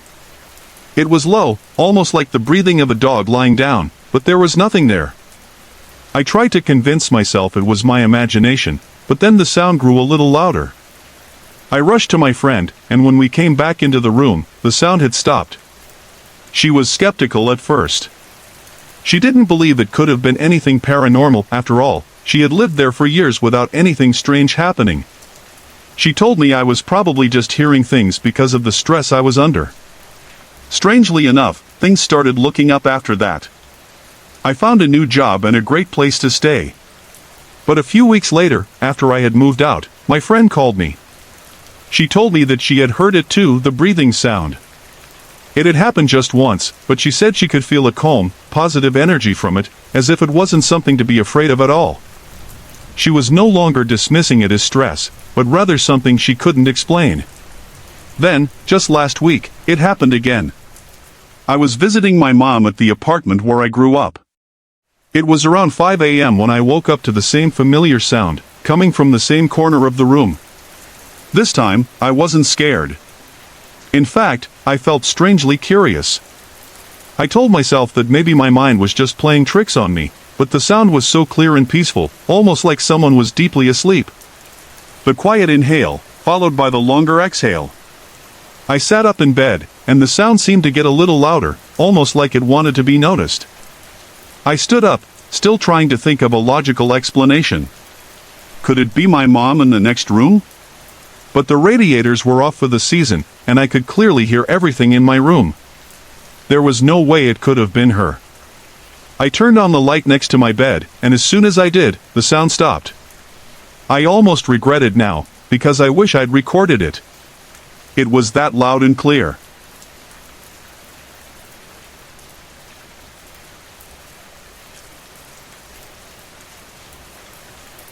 Here's this long stretch of road in Jacksonville, Florida, called Lem Turner, which is mostly surrounded by tall trees and dense brush.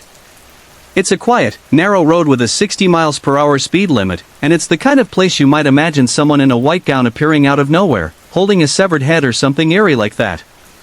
Fortunately, my experience wasn't quite that terrifying, but it was strange enough to stick with me. It happened one afternoon, around 2 p.m. I was on my way to work. I'm the aftercare director at a Catholic school, so I was heading to extended day, as we call it for kids. I was talking to my then boyfriend, now husband, on the phone when something ahead of me on the road caught my eye. At a bend in the road, I saw a motorcyclist heading toward me. What caught my attention wasn't just the biker, but the way the light seemed to focus on him. It was like the clouds parted, and a beam of sunlight was shining down directly on him, almost like he was the only one on the road. It felt surreal, like he was in his own spotlight. I couldn't take my eyes off him. He was driving fast, and the moment I saw him, a strange feeling washed over me. Something wasn't right. Before I could process that thought, the biker suddenly lost control of his motorcycle. I remember saying to my boyfriend, "Jeff, this guy's going to crash. He's going too fast." I watched as the biker veered off the road, heading straight into the woods. It looked like his bike flipped. At that point, I was still about 25 seconds away, but I could see the whole thing unfolding in front of me. Lem Turner isn't the best place to pull over for something like this. The speed limit is high, and cars whip around the bends pretty quickly. Still, I felt like I needed to help. I kept driving, my heart racing, hoping I could get there in time. But when I finally reached the spot where I thought he had crashed, I was stunned. There was nothing. No sign of an accident, no tire marks in the grass, no break in the trees, not even a skid mark on the road. It was as if nothing had happened at all. I slowed my car down and looked around, confused. I said to Jeff, "He's not here. There's no sign of him." Jeff was quiet, a little confused by what I was saying. I explained to him what I'd seen, the beam of light, the biker losing control, and I told him, "I don't think this happened today." Something about it felt off, like I had seen this man reliving the moment of his death, almost like a replay of something that happened long ago. I did some research later, hoping to find some record of an accident on Lem Turner, but I couldn't find anything. The road is known for being dangerous, with its sharp curves and the occasional wild animal darting out in front of cars, so I figured that if an accident had happened, it might be hard to track down. It's not an uncommon place for accidents to occur. Who knows when, or if, this event really happened?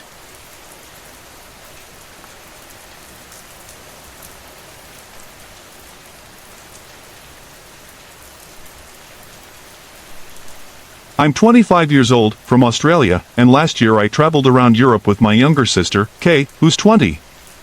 For this story, I'll just call her Kay. Kay and I spent about 3 months traveling together, sometimes just the two of us, and other times with friends. We both have a deep interest in the supernatural, so during our trip, we made it a point to go on a few ghost tours and explore some eerie places, like the underground Edinburgh vaults, the Paris catacombs, and a few old castles that were rumored to be haunted. Even though all of these activities were fun and fascinating, nothing particularly creepy or unexplained happened during any of them. That is, until the very last few days of our trip, when we weren't expecting anything unusual at all. The first strange experience occurred one early morning in Dublin, just before sunrise. By this point, it was just Kay and me traveling together, and we were running pretty low on money. We had a day trip booked to see some of Ireland's castles and other sites, and we'd been told via email to meet our tour group at a train station in Dublin at 6:30 a.m. Since we were trying to save money and didn't want to pay for a taxi, we decided to get up extra early and walk to the station. According to the hotel concierge, it would take us about 30 minutes, so we set off at 5:45 a.m. just to be safe. As the older sibling, I always felt a sense of responsibility for Kay's safety, so I made sure to be aware of our surroundings, especially as we walked through the dark streets. At that time of morning, the streets were still very quiet, with only a few people here and there. It wasn't the most comforting feeling, two girls walking alone in the dark. And then came the weird part. We had been walking for about 20 minutes when I noticed a shadow approaching us from behind. I quickly turned around to see who was there, but no one was in sight. There was a couple walking on the opposite side of the street, heading in the other direction, but other than that, the sidewalk was empty. When I turned forward, the shadow was still there. This time, Kay turned around to look behind us too, and then asked, "Did you just look behind us because of that shadow?" I was stunned. "You see it too?" I replied. At that point, we weren't freaked out yet. I suggested maybe it was just an optical illusion, that perhaps one of us was casting two shadows because of the way the sidewalk was angled. To test this, we raised our arms and waved them around, watching the three shadows closely. But when we did this, only two of the shadows moved with us. The third shadow stayed exactly in place, walking alongside ours, as if it were another person. Kay and I both laughed, nervous laughter, of course, but it was clear something odd was happening. The rest of the walk was spent glancing behind us, trying to figure out what was going on. But we never saw anyone following us. The shadow stayed with us the entire way to the train station, and by the time we arrived, the area was well lit enough that we couldn't see the shadows anymore.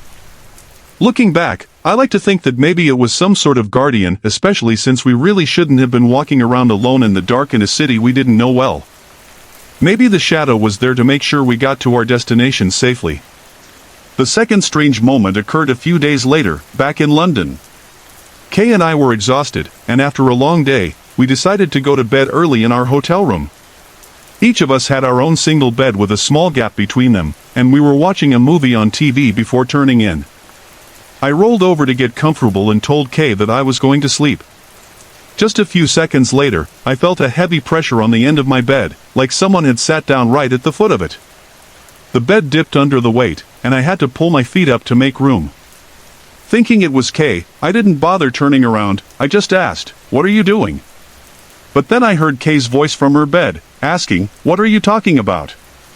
I spun around, and to my surprise, there was no one at the end of my bed. Kay hadn't moved, and the chips she'd been eating were still resting on her stomach. We both sat there in silence for a moment, processing what had just happened. I told Kay, "Someone just sat on my bed."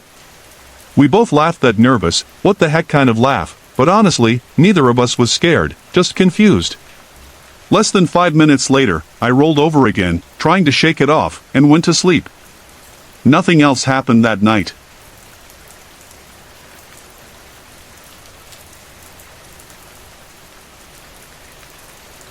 My dad is from Donegal, a rural county in the Republic of Ireland, and every summer my family has made the trip over to visit. Normally, it's a fun, family-filled affair, with all my aunties, uncles, and cousins joining us for a fortnight of beach days and celebrating the Merry from Donglo festival.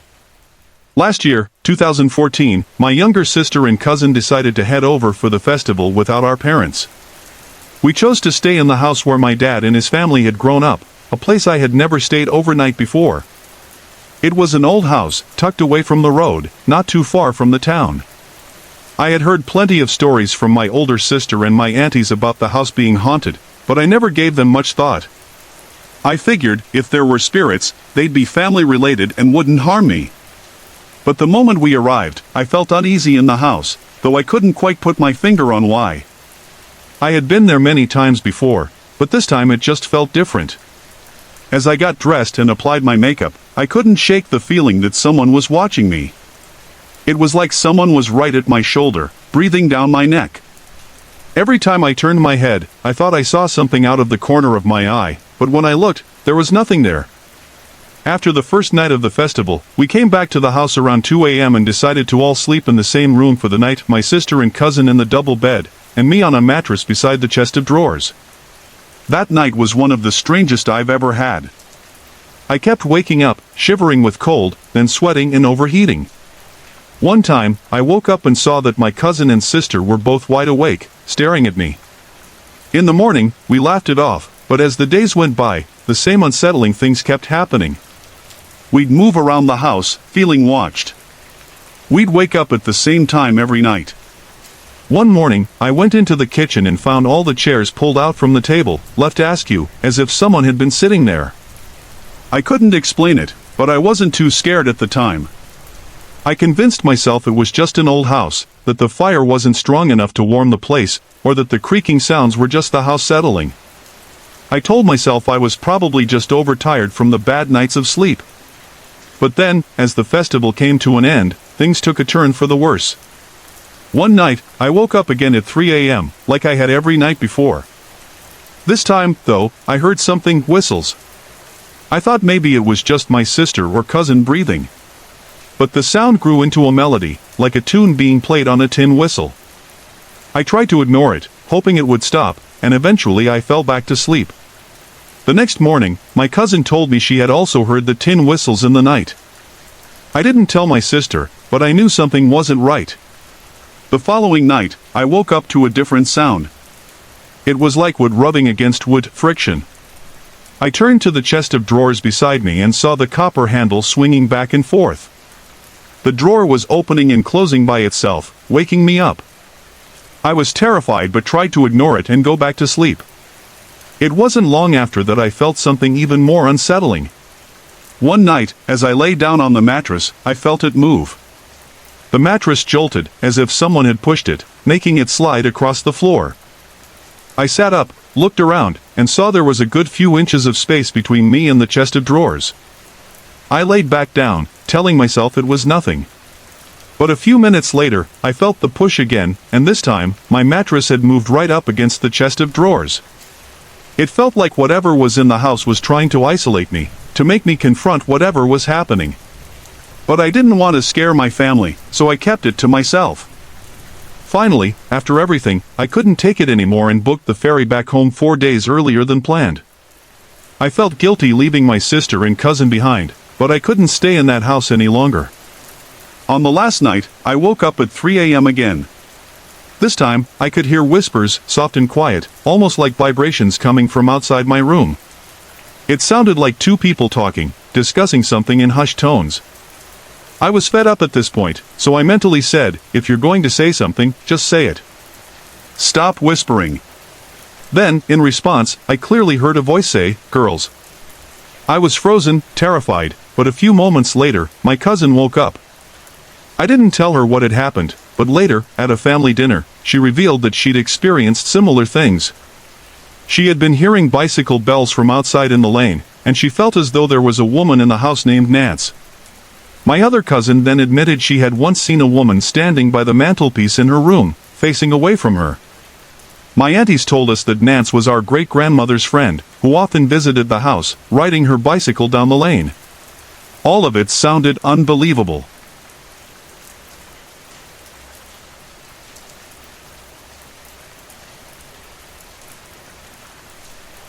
Even as a child, it felt like bad luck was my constant companion, and bizarre, unexplainable things seemed to happen around me. My mother once told me about an incident from her past, where she had to call a priest to bless her after she'd messed with a Ouija board when she was younger. Maybe, somehow, whatever she summoned back then has found its way to me. Recently, I learned that she, too, is seeing the same figure I've been seeing for years. Let me take you back to my childhood. I grew up in a violent, abusive environment. There was a lot of trauma, especially after losing my father and my best friend to suicide when I was very young. Sometimes, I wonder if whatever's haunting me first appeared in the shape of my father. They say that demons are drawn to broken people, and I've read that brokenness attracts them. When I was around 12, I became really interested in the occult. I had symbols and strange rituals all over my room, like a foolish obsession. One night, I woke up to find a dark shadow standing at the foot of my bed. It wasn't just standing there, it was trying to pull my blanket off, and I couldn't move. I was paralyzed with fear. It felt real, too real. That shadow, that feeling of helplessness, has stayed with me. Over the years, I've seen it appear in different forms, sometimes as a couple, other times just lurking behind my door, reaching out from the darkness. The scratching sounds from my wardrobe were the worst, though. I found deep, claw-like marks on the inside of the door, as if something had been trying to get in. Since that night, things have only gotten worse. I've struggled with addictions, and there's a voice in my head that takes control sometimes, pushing me to do bad things. The past few weeks have been especially rough. My depression has been unbearable, and that shadow, it never left. It's always there, lurking just out of sight.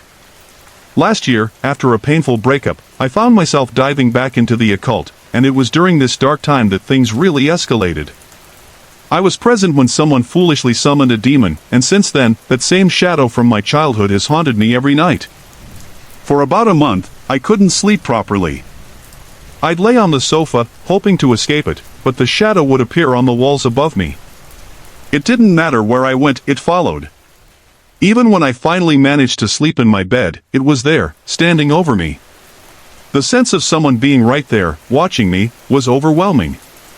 Strange noises would start again, appliances turning on and off by themselves, lights flickering, even when they weren't plugged in.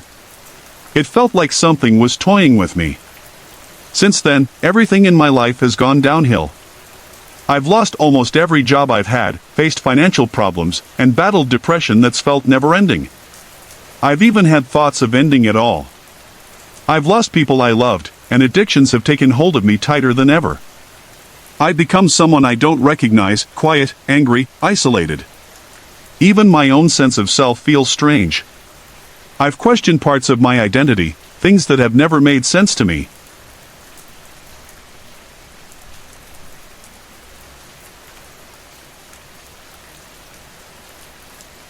Growing up, my grandparents lived next door, but as they got older, they weren't able to take care of themselves anymore. Eventually, they had to move into a nursing home. To help cover their care, my father started renting out their house. Over the years, many different tenants came and went. One family that stayed for about a year was a middle-aged man and his son. They were friends with a woman who, as I've been told, was well-traveled and had a collection of items from all over the world. When she had to move, she asked her friend, my grandparents' tenant, if she could store some of her things in the attic. Some of the items were eventually forgotten, and one of them was a beautiful oval-shaped mirror. At the time, none of us connected the mirror to the strange occurrences that began to happen in the house, but over the years, things started to fall into place, and it's only now that we're starting to understand. My older sister, Jen, moved into the house after the last tenants left. My other sister, Lucy, who was the middle child, lived there with her for a while before buying a house with her boyfriend. After that, Jen was left to live there alone. When my grandmother passed away, my father decided to sell the house. This meant Jen had to move out, and that's when the paranormal activity really began. I didn't know it at the time, but Jen later confided in me that she had always heard what sounded like labored breathing from a middle-aged man in her bedroom. She never mentioned it before because, at first, she thought it was just her imagination and didn't want us to think she was crazy. But when she finally shared this with us, it was around the time that everything you'd expect in a textbook ghost haunting was happening. It's said that paranormal activity can intensify when a house is put on the market or when furniture is rearranged, and both of those things were happening in the house. Once the house was listed, the activity, which seemed to center around Jen's bedroom and the dining room, escalated. Jen heard more than just the breathing. There were heavy footsteps in the hallway, and sometimes it sounded like heavy objects were being moved around in the spare room next to hers. One night, while watching TV alone in the dining room, she saw a shadowy figure walk past her out of the corner of her eye. That same room would often smell of tobacco smoke, even though no one in our family smoked. As the time drew nearer for Jen to move out, other things started to happen. She began noticing cold spots in the house, strange clicking noises in the air, and objects mysteriously moved to places they shouldn't be. One morning, she was woken by a man calling her name, and another time, she awoke to find her bed covers moving as if being tucked in. There was also a strange, glowing, rippling light moving through the air in her bedroom. During the day, whenever she entered the room, she'd feel like something was pinching her. But the most unsettling experience came at the very end. One morning, Jen woke up to the sound of a man's voice clearly saying the word scopata in Italian. It was as if the voice had come from nowhere. I suggested to Jen that it might help to smudge the house with sage, but she didn't think it was necessary, since she was moving out anyway. She temporarily moved into our house, and as she settled in, we stored most of her belongings in the hallway. One of the items was the mirror, her mirror, the one she'd had hanging in the dining room of the house.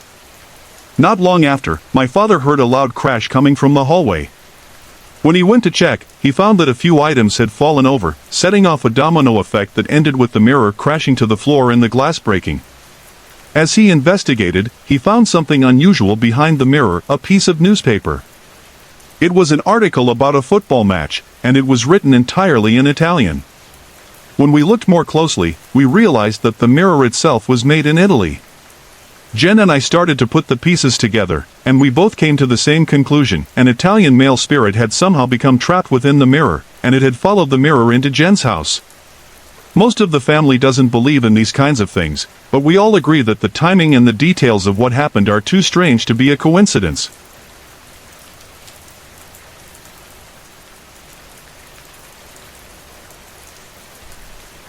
At my school, there are a lot of ghosts, each with their own story.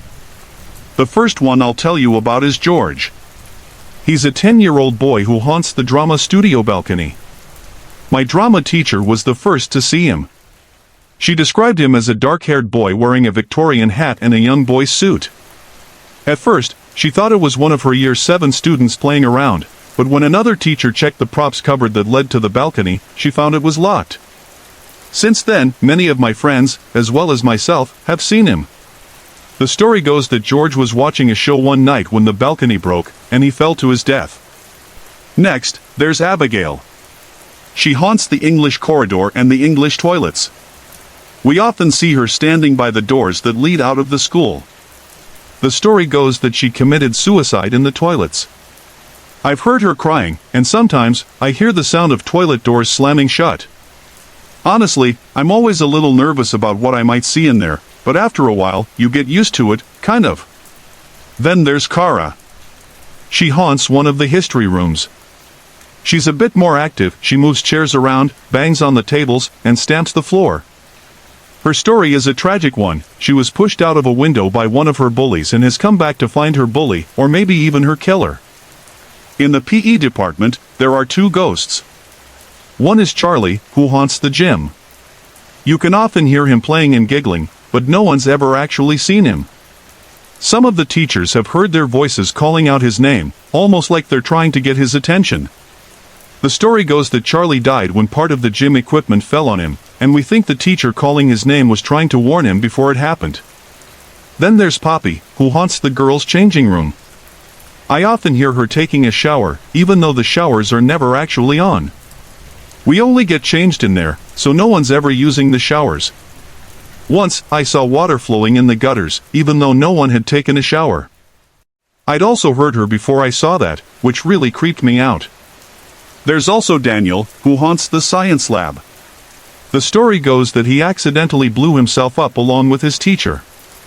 You can sometimes hear the teacher warning him not to mess with a certain chemical, followed by giggling. Then, there's a scream for help from Daniel, and after that, it all goes silent.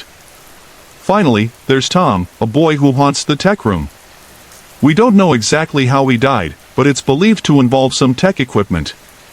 There have been strange sounds coming from the room, and there are documented reports of accidents involving unsafe machines.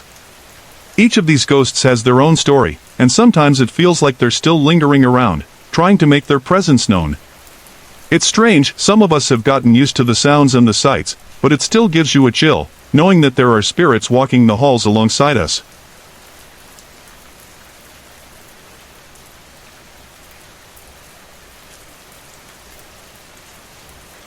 A few years ago, my mom went to a psychic.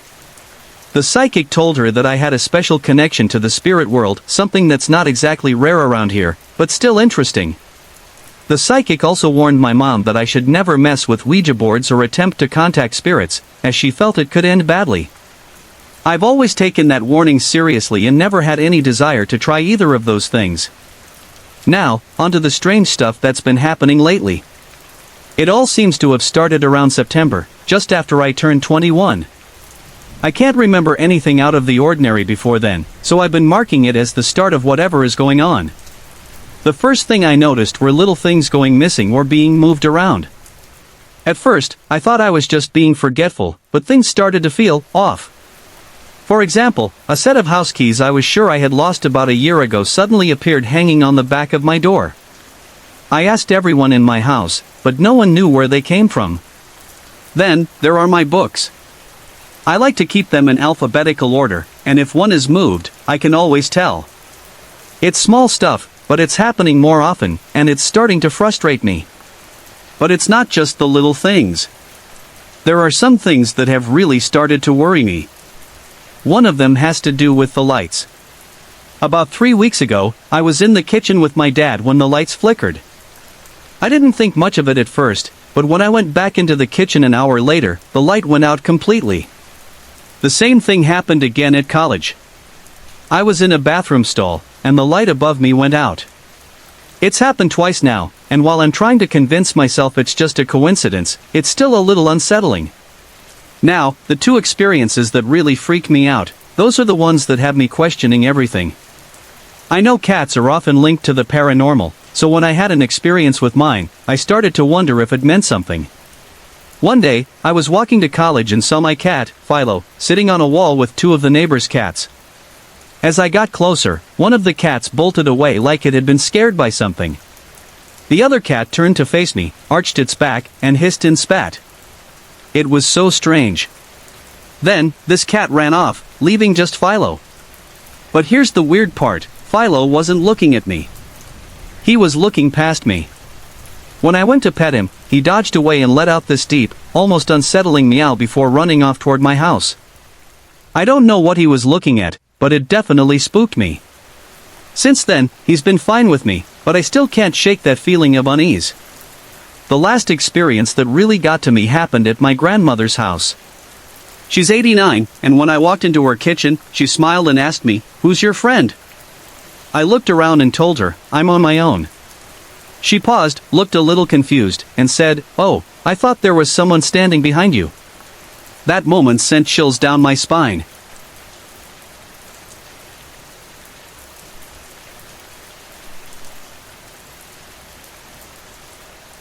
My name is Emma Martin, and I'm 13 years old. For the past few years, I've been experiencing things with people who are no longer alive. I know I've had these experiences before, even when I was younger, but they stopped for a while until they all came rushing back. The first spirit I ever saw was my Uncle Eugene. He passed away the year I was born, in a car crash. His ribs and lungs were crushed, and he died because he couldn't breathe. I never knew him when I was younger, but in 2006, I started seeing him. Every time, he would just stand there, smiling at me. But one day, something different happened. I was sitting in the living room with my mom and dad, watching a movie. Uncle Eugene came into the room and sat on the couch next to my dad. My dad couldn't see him, but I could. Eugene reached over and rubbed my dad's arm. Dad looked at me, confused, because he could actually feel the touch. When I told him it was Eugene, my uncle got upset and started to make me cry. He didn't like that I had told my dad it was him. Later that night, Eugene came to my room, looking unhappy, but I apologized, and he smiled again. From that day on, Uncle Eugene would appear now and then. There were also other strange things happening. Sometimes I would see shadows of people I didn't recognize. Some of these shadows were faint, but others were much more solid and distinct. I remember when I was about 8, I saw a small shadow that looked like a little boy. I didn't know who he was, and that scared me. One day, I saw the boy's shadow standing next to Eugene's. Eugene seemed happy, so I thought I should feel happy too. But after that, I always felt the boy's shadow sitting on my bed, staring at me. I used to think Eugene had sent the boy to look after me when he couldn't be around. But things started to change. The little boy began to appear in my dreams, and sometimes, he scared me for no reason. It always felt like he was trying to warn me about something. Hey, sorry to interrupt. If you're enjoying the video, let me know where you're watching from in the comments.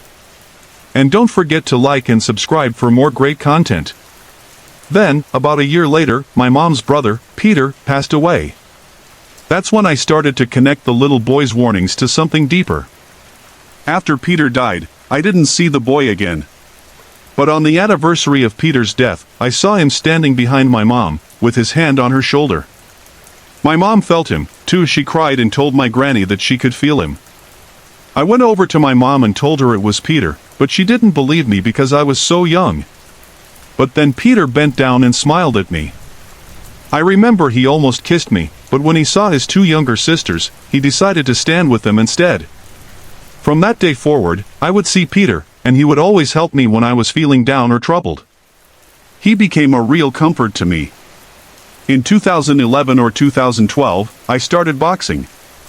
It was something my dad and his brothers, including Eugene, had done when they were younger. It seemed to run in our blood, and I quickly became quite good at it. I'd always pray to my uncles, Peter and Eugene, before every fight. One day, I was in the ring for a big tournament, an Ulster tournament, and just before I stepped into the ring, I could have sworn I heard Eugene's voice. But I didn't pay too much attention to it. When the bell rang for the first round, I froze. Suddenly, Eugene was in front of me, standing there in the ring, wearing boxing gloves. He winked at me and then stood beside me. Every time my opponent tried to hit, Eugene would do a move, and I just copied him. At the end of the 3 rounds, I had won the fight, and I knew it was all because of Eugene's help. Then, last year, my mom took a video of my little brother and sister dancing. In the video, strange white shapes started flying in front of the camera. Some were faded, but others were more solid. While they were pretending to play guitar, the door to the bathroom behind my brother started to open slowly. After a few seconds, the door closed again, but I saw someone moving in the bathroom. There was no one else in the room but my mom and the kids. About a week later, my brother sat in my dad's chair, looking at a painting of Uncle Eugene. He said to my mom, "Mummy, I miss Uncle Eugene. He was a very nice man.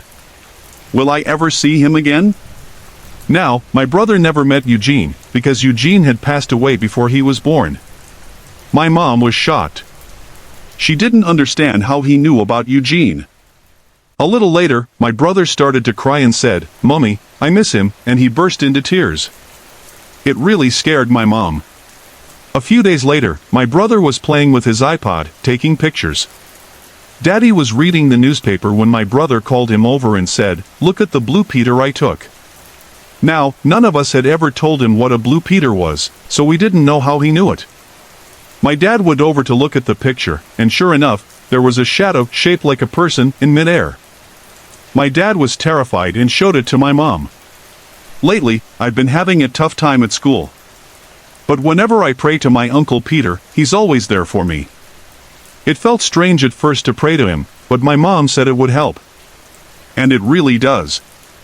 One day, I had a fight with a girl at school, and during lunch, I saw both Peter and Eugene standing together, looking at her. They both looked angry, and that's when I realized praying to them really works. Just recently, my brother said something that shocked all of us.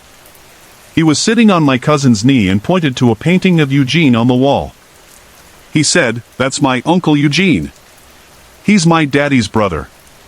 Did you know he died in a car crash because he was drinking and hit another car?" No one had ever told him how Eugene died. My cousin asked him how he knew this, and my brother just said, "The fairies from up above told me," while pointing to the sky. We all realized he was talking about angels. Later that night, we put my brother to bed. I was sitting at the dinner table with Dad, and we started talking about Eugene. Dad was upset because he missed him so much. He said he would love to see Eugene again, just one more time. As he said that, I knew Eugene was sitting at the table, smiling at him. He looked at me, still smiling, happy that Dad was talking about him. It was a moment I'll never forget.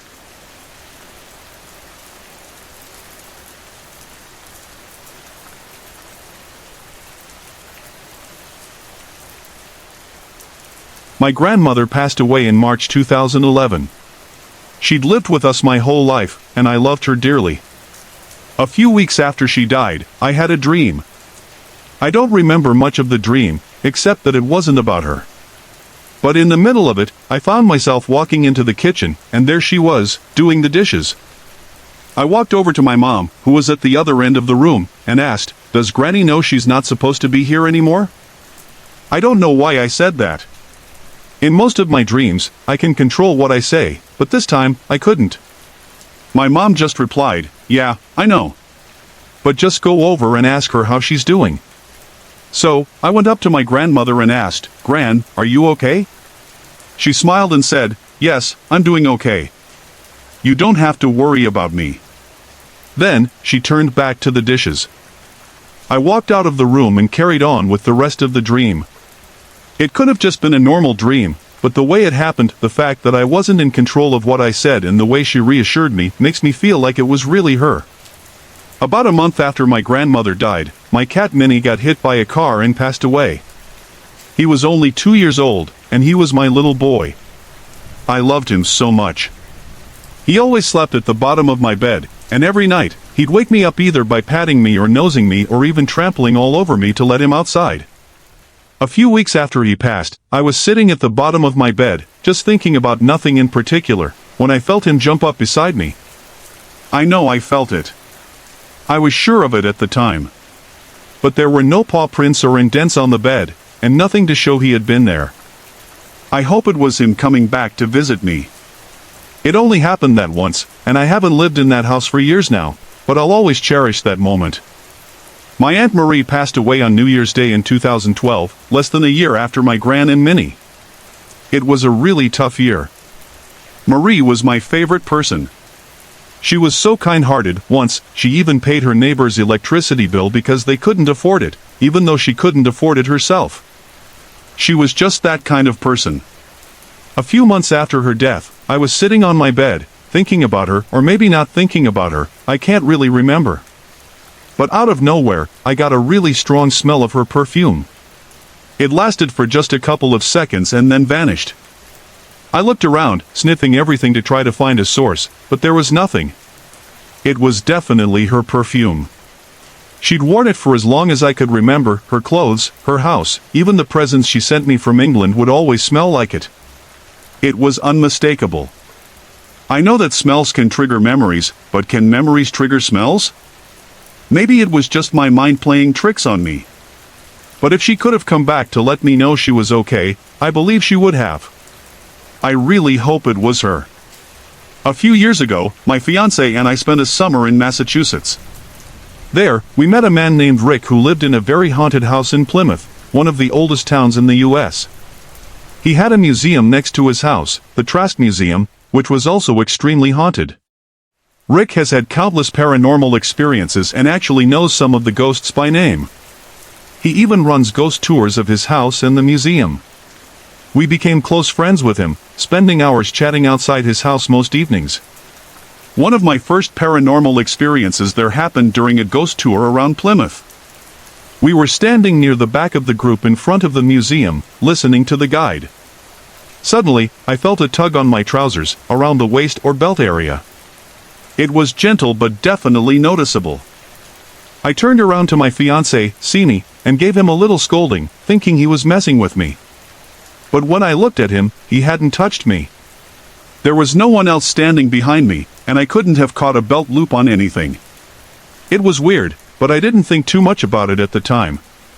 A few days later, I had another strange experience at Rick's museum. I wandered into a room where there was an old pram. On the piano in that room, there were a pair of tiny, crumpled boys' pants. I picked them up and went to Rick. I asked him, "Rick, why are there tiny pants on the piano?" He paused, looked at me, and said, "Wait, where did you find those?" I told him on the piano, and he seemed surprised. He had left them folded on the pram's handle, thinking they'd fit the setting. Rick then explained that there's a child spirit who plays with the pram, and if you put anything on it that the child doesn't like, it gets moved or disappears. Rick also told us about a ghost named Captain Taylor who liked to tickle people's feet when they stayed in a certain room. And there was this one night we didn't get to go to Rick's house, but he told us a group of visitors saw a huge black mass upstairs. Rick tried to approach it, but he was pushed back. I was so upset that I missed that.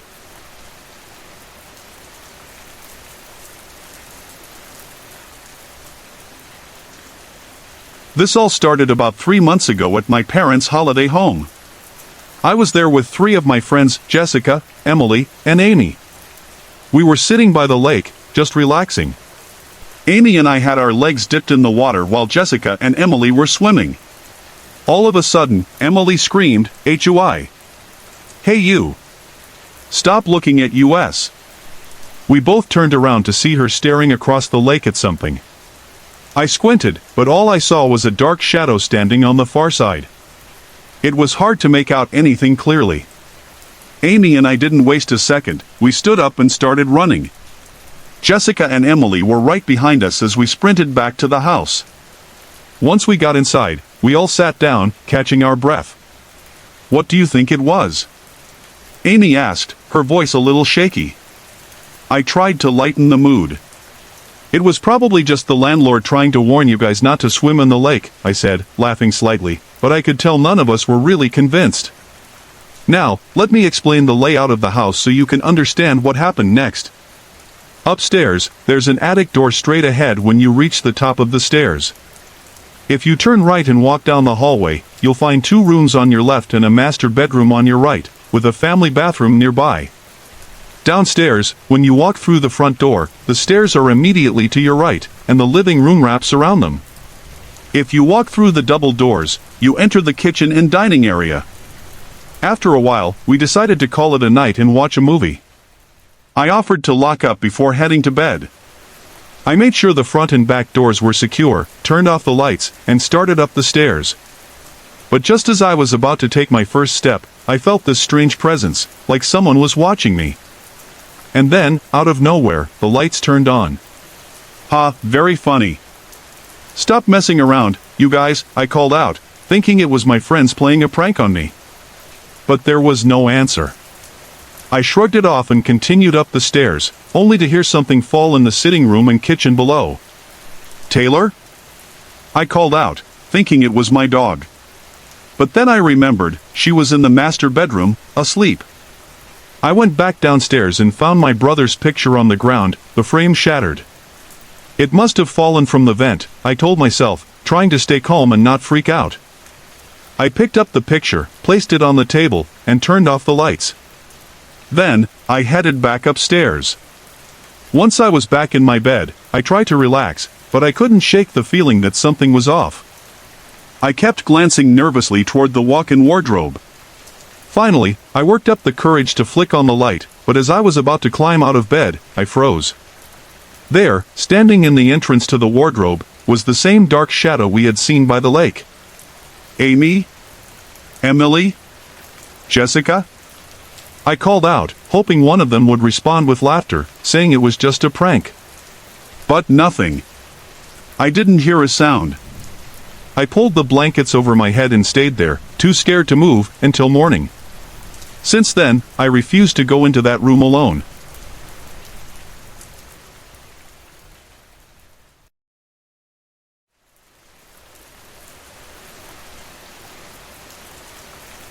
I've never been comfortable being alone in my house, and it's been like that for as long as I can remember. When I was about 7 years old, I shared a room with my sister. One night, she came in around 3 a.m. after a night out partying. She told me that when she walked in, I was sitting up in bed, staring at her. I didn't say anything, just watched her walk into the bathroom. When she came back, I asked her for a hug. When she said no, I just laid back down and fell straight to sleep. At first, I didn't think much of it. I figured she was just trying to mess with me, but why would she tell me a random story about something I had no memory of? I didn't have any reason to think she was lying, especially since she's very spiritual and doesn't usually talk about ghosts unless she has to. Needless to say, it creeped me out a little, but nothing really happened after that. Fast forward to when I was 12 and my brother moved to Australia, so I took his room. Let me describe it so you can understand what happened next. The room is small, with a white door that leads into a little box-shaped space. There's a window directly across from the door, and my bed faced that window, with my feet pointing toward it. Behind my bed, there's a small 3-inch gap, and then a ramp leading to the stairs. Above the bed are shelves, and there's a TV in the corner. From the moment I moved into that room, I never felt right. It always felt cold, even though it was no different from the rest of the house. On my first night there, I barely slept. I couldn't shake the feeling that someone was watching me from that gap behind my bed. No matter what I did, I couldn't escape the eerie sensation of eyes on me, even though I couldn't see anything. It was a constant feeling, like I was never truly alone in that room. I always felt that presence around me, but never directly in my bed, just always near it. About a month later, in December, the feeling grew stronger, and I was getting more and more exhausted. One night, around 3 a.m. on December 13th, my chalkboard at the end of the bed suddenly crashed to the floor. It had been leaning heavily against the wall, and I couldn't figure out how it had fallen. That's when I decided to pray. I'm a devout Christian, so I knelt on my bed and prayed for protection. As I was praying, I felt a sudden sharp pain in my leg. There was a scrape down my ankle, but nobody was home, and I had no pets. I ran downstairs in a panic, and as I sat on the couch, I began praying again. That's when I felt a heavy bang in my chest, almost like someone punched me. I was winded for a few seconds. To this day, I've never seen anything, just felt things. There's a shed in the back garden, and sometimes, when it's late, I'll see a light glowing in the window. But when I go to check, there's nothing there. One Halloween, I was sitting on my couch when I heard 2 loud bangs from the kitchen. I was home alone, so it freaked me out. Then, I heard scratching against the wall right in front of me. Naturally, I was shaken, but I tried to tell myself it was nothing. I've had a few other strange experiences, though they didn't happen in my house. Once, at a friend's house, I saw a black silhouette of a person just standing there. It had no features, just a solid black shape. When my friend returned to the room, it was gone. Sorry to interrupt, but I'd love to hear from you. If you're enjoying the video, drop a comment and let me know where you're tuning in from. I always love seeing where everyone's watching from. And if you haven't already, don't forget to hit that like button and subscribe for more exciting content coming your way.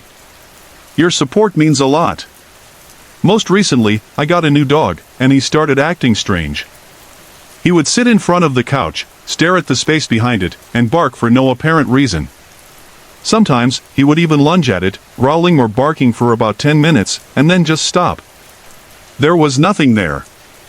We all know he wasn't barking at us because we were sitting on the other side of the couch. During a sleepover for my birthday, my friends complained about hearing footsteps in the kitchen, even though nobody had gone in there. My parents would never get up without telling us, so it was definitely unsettling.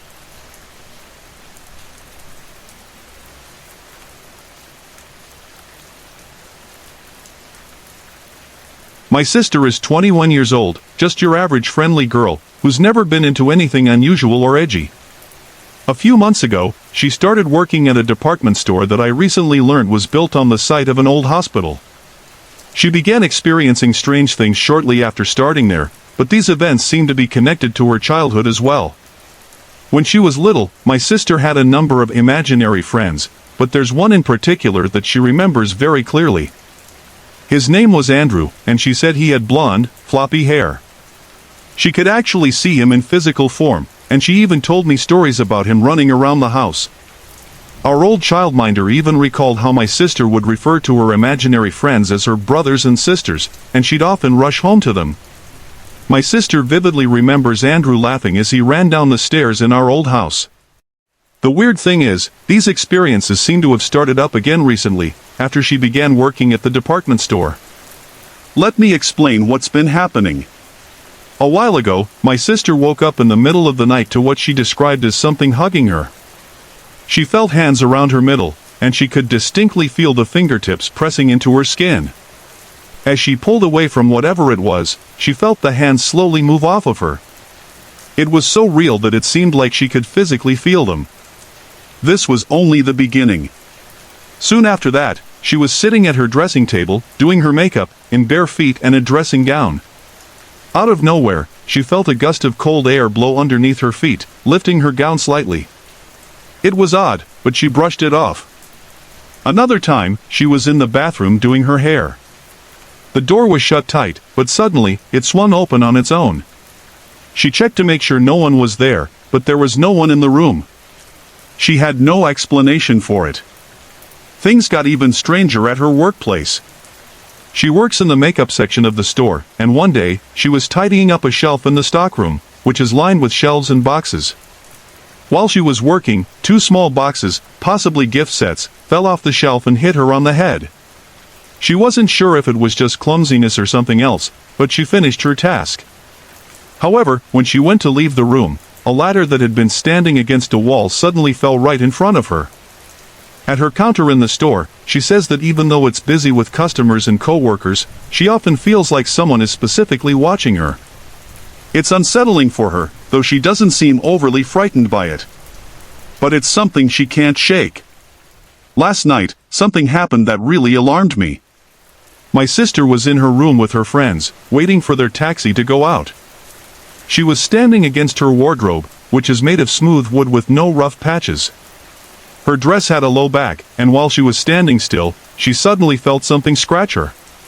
She winced in pain and turned around, and to her shock, she saw 3 red scratch marks on her back, almost like cat scratches. What's strange is that she's always been skeptical of these things. While she doesn't fully believe in spirits, she doesn't completely dismiss them either. She's not letting these occurrences affect her life, though I can tell that she's interested in what's going on. As for me, I haven't had any direct experiences, but there's one thing I can't shake. One day, while I was in her room, I almost definitely heard a whisper. I quickly left after that, but it left me shaken. I'm not sure what it was, but I definitely heard something, and it freaked me out. To add to this, our house is 35 years old, and while we haven't had many strange occurrences here, there's a certain atmosphere that sometimes feels off. But nothing compared to what's happening with my sister.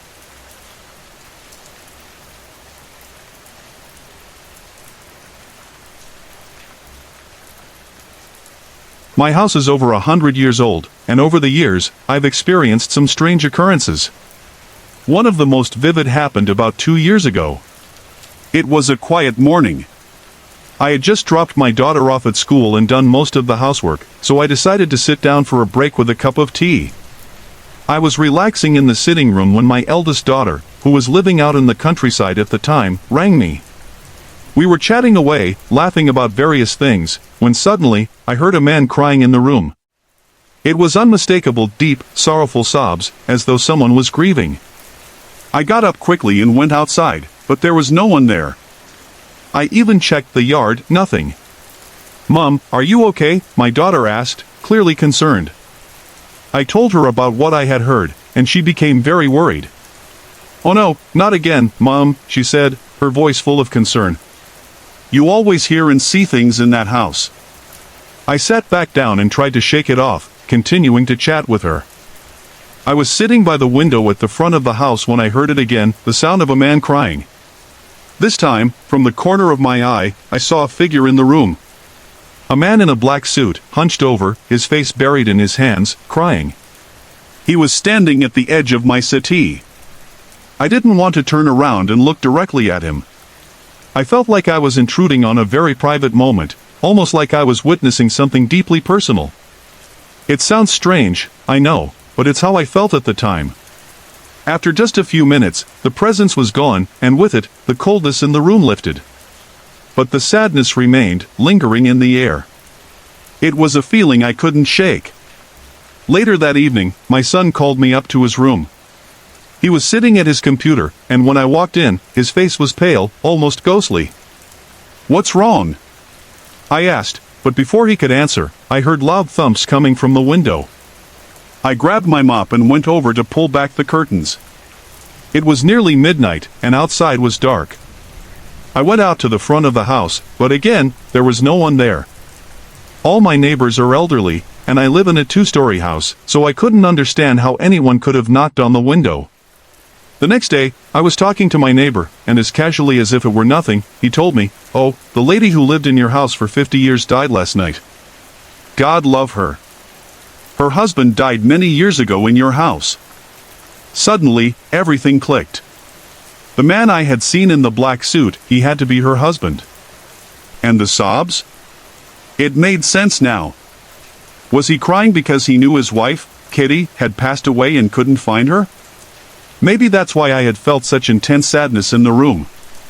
I went back inside the house, feeling the need to address whatever had been lingering there. I spoke out loud, saying, "Your wife, Kitty, is in Sligo. She's living with your son Thomas." Almost immediately, the coldness left the room. The oppressive sadness lifted, and I felt a sense of peace that hadn't been there before. Later, I learned that Kitty had passed away just before midnight, and it all seemed to fall into place. The man in the black suit, Michael, as I've come to call him, had been grieving for his wife, and I had somehow felt that sorrow, that longing. But once I spoke her name and reassured him that she was at peace, it was like the tension in the house finally dissipated.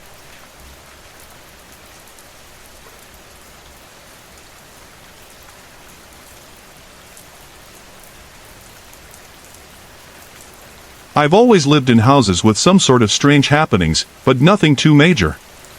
It was usually small things, like hearing a soft thud in the middle of the night or finding the TV on when no one had turned it on. But when my family started building a new house out in a field, we learned that the field behind us had once been an ancient burial site. Still, we didn't think much of it at the time. We moved in about 8 years ago. Within the first month, we heard what sounded like two men talking in the sitting room around 1 a.m. Their voices were fast, but I could tell they were speaking fluent Irish. My dad grabbed a hurley stick and went downstairs to check, but when he came back up, he said there was no one there. We kept hearing the voices, but each time we went to check, the room was empty. After about 2 years, things started to get worse. One night, my mom was putting my brother to bed while I was reading in my room. Suddenly, we heard a loud crash from downstairs. We all rushed to see what had happened. At the top of the stairs, we could see that a photo of my brother, which had been on the wall in the sitting room, was now lying broken on the floor in the hall. After that, my brother and I both started having similar nightmares. In our dreams, there were two men and a small child, all with their faces covered, standing in either my room or the sitting room. The dreams always ended the same way. For me, the child would scream. For my brother, the men would pull off their masks.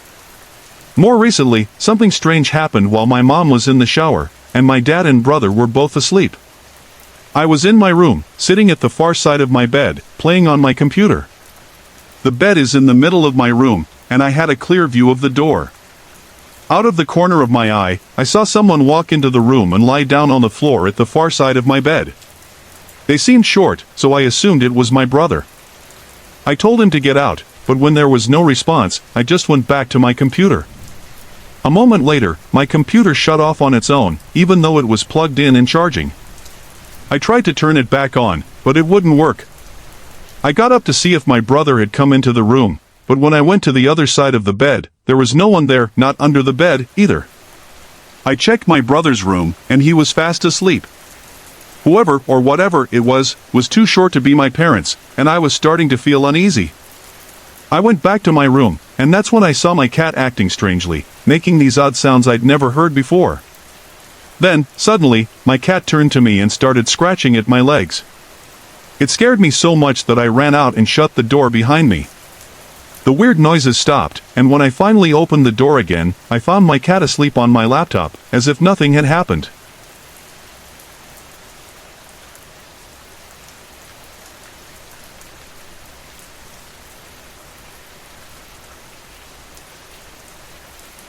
The location is Mallow, County Cork, Ireland. The year was 1986, and I was 15 at the time. It was summertime, and a group of us, myself and a few of my friends, decided to go camping on the castle grounds by the river. There are two castles in Mallow, and the oldest one was built around 1598, if I remember correctly. We pitched our tent under what was known as the hanging tree. Now, whether people were actually hanged from that tree in the past, I don't know. But that's what it was called. It was around midnight, maybe closer to 1 a.m. on a warm, clear night. The four of us boys were just sitting around, joking, messing about, when suddenly, not too far from us, we saw someone appear with a white sheet draped over their head. At first, we just laughed, thinking it was some pathetic attempt to scare us. It turned out the ghost was actually a friend of one of our group, and there were 3 of them in total. They sat down with us, laughing and joking as if nothing had happened. But then, something happened that I'll never forget. A short time after the first ghost appeared, another one showed up right in the same spot. This time, there was no mistaking it. It looked exactly like someone standing there with a white sheet over their head, about 30 yards away. Once again, we laughed it off, thinking, who is it this time? And where are all these white sheets coming from? But this time, something was different. The thing we were looking at didn't stay the same. It started to expand, growing taller and wider. It transformed into what I can only describe as a glowing white mass, almost like a cloud, but it was radiating light. It started to slowly move towards us, and I have to say, at that moment, I nearly lost it. We were all terrified. This was no longer some prank. It was something else, something we couldn't explain. We looked around. We were surrounded by thick bushes, trees, and overgrowth. There was no clear path back, and the only way out was toward this strange, glowing mass. We had no choice but to move towards it, all of us in a line. I was somewhere in the middle, holding on to whoever was in front of me and keeping my head down. We were all desperate to get back to the path and away from whatever that thing was. As soon as we reached the path, we turned and ran. We didn't stop until we were far away from that place. I don't think any Olympic sprinter could have kept up with us that night. I remember someone shouting behind me, "We have to go back, or it will haunt us for the rest of our lives." At the time, it sounded ridiculous, but looking back now, it makes me laugh. Needless to say, we never went back that night. But a few nights later, we returned, feeling a bit braver with a larger group of friends. We stood under the hanging tree like a bunch of idiots, waiting to see if whatever we had seen would return. But it never did.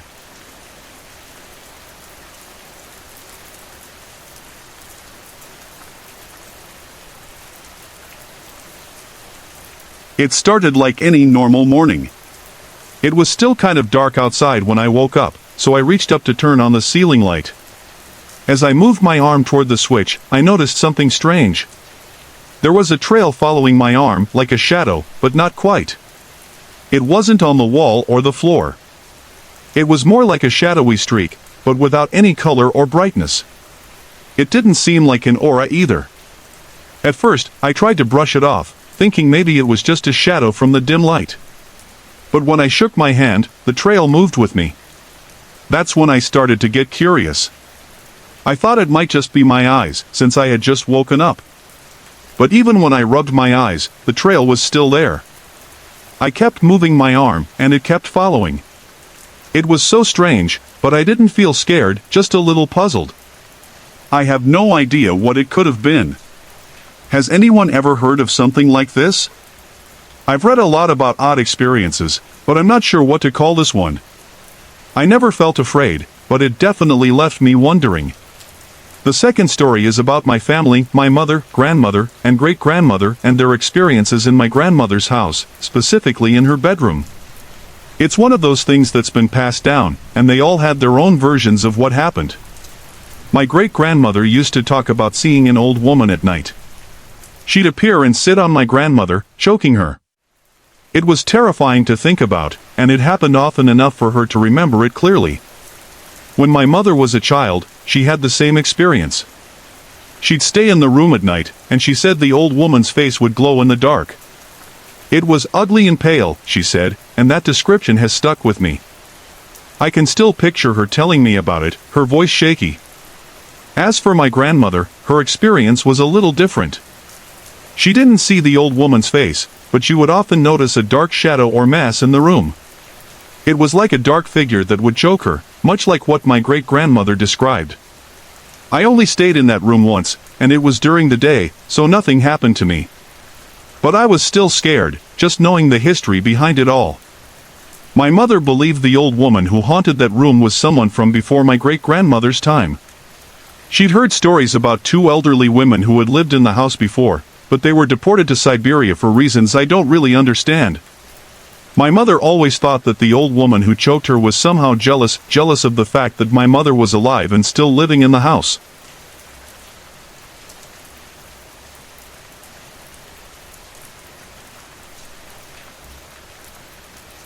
His story starts back when I was just a baby. Even as a few weeks old, strange things began happening around me. There were orbs and vortexes appearing all over. I even have pictures to prove it. Then, when I was only 2 years old, I saw my first ghost. I remember it vividly, and it really scared me. After that, we moved to a new house, and the strange happenings stopped for a while. But when I was about 8, things started up again. One day, I saw a shadowy figure of a woman in a graveyard. She was just staring at me, but for some reason, I wasn't scared. It felt different, like she wasn't there to harm me. That was just the beginning. The real surprises started when I turned 12. It was one evening, and my room was being renovated, so there were no curtains up. I had just gotten into bed when I glanced over at my window, and there was a little boy staring right back at me. I was startled, but I pulled the covers over my head, hoping he'd go away. I eventually fell asleep, but woke up later when my parents came in to hang the curtains. I looked over at the window, but the boy was gone. I checked the room quickly to make sure he wasn't hiding, but there was nothing. It felt unsettling, but I pushed it out of my mind. When I turned 16, the activity started up again, but this time, it was different. I'd hear whispers, and things would be moved around, though I couldn't explain how. One evening, I was alone in the sitting room, just sitting on the couch, when I felt a presence in the room with me. It felt like I was being watched. Then, without warning, my jumper was thrown from one side of the couch to the other. I was scared, but I didn't turn around to see what it was. Eventually, the presence left, and everything went still again. But that wasn't the weirdest thing. One afternoon, after school, I was lying on my bed, when suddenly I felt a hand on my waist. It was gentle, comforting, almost like someone was trying to reassure me. I wasn't scared, but it was odd. Then, I had the most vivid dream of a man and a woman lying on a bed, laughing and kissing. The woman in the dream looked exactly like me, which freaked me out a little. I woke up, thinking it was just a weird dream, but as I got up, I noticed something strange.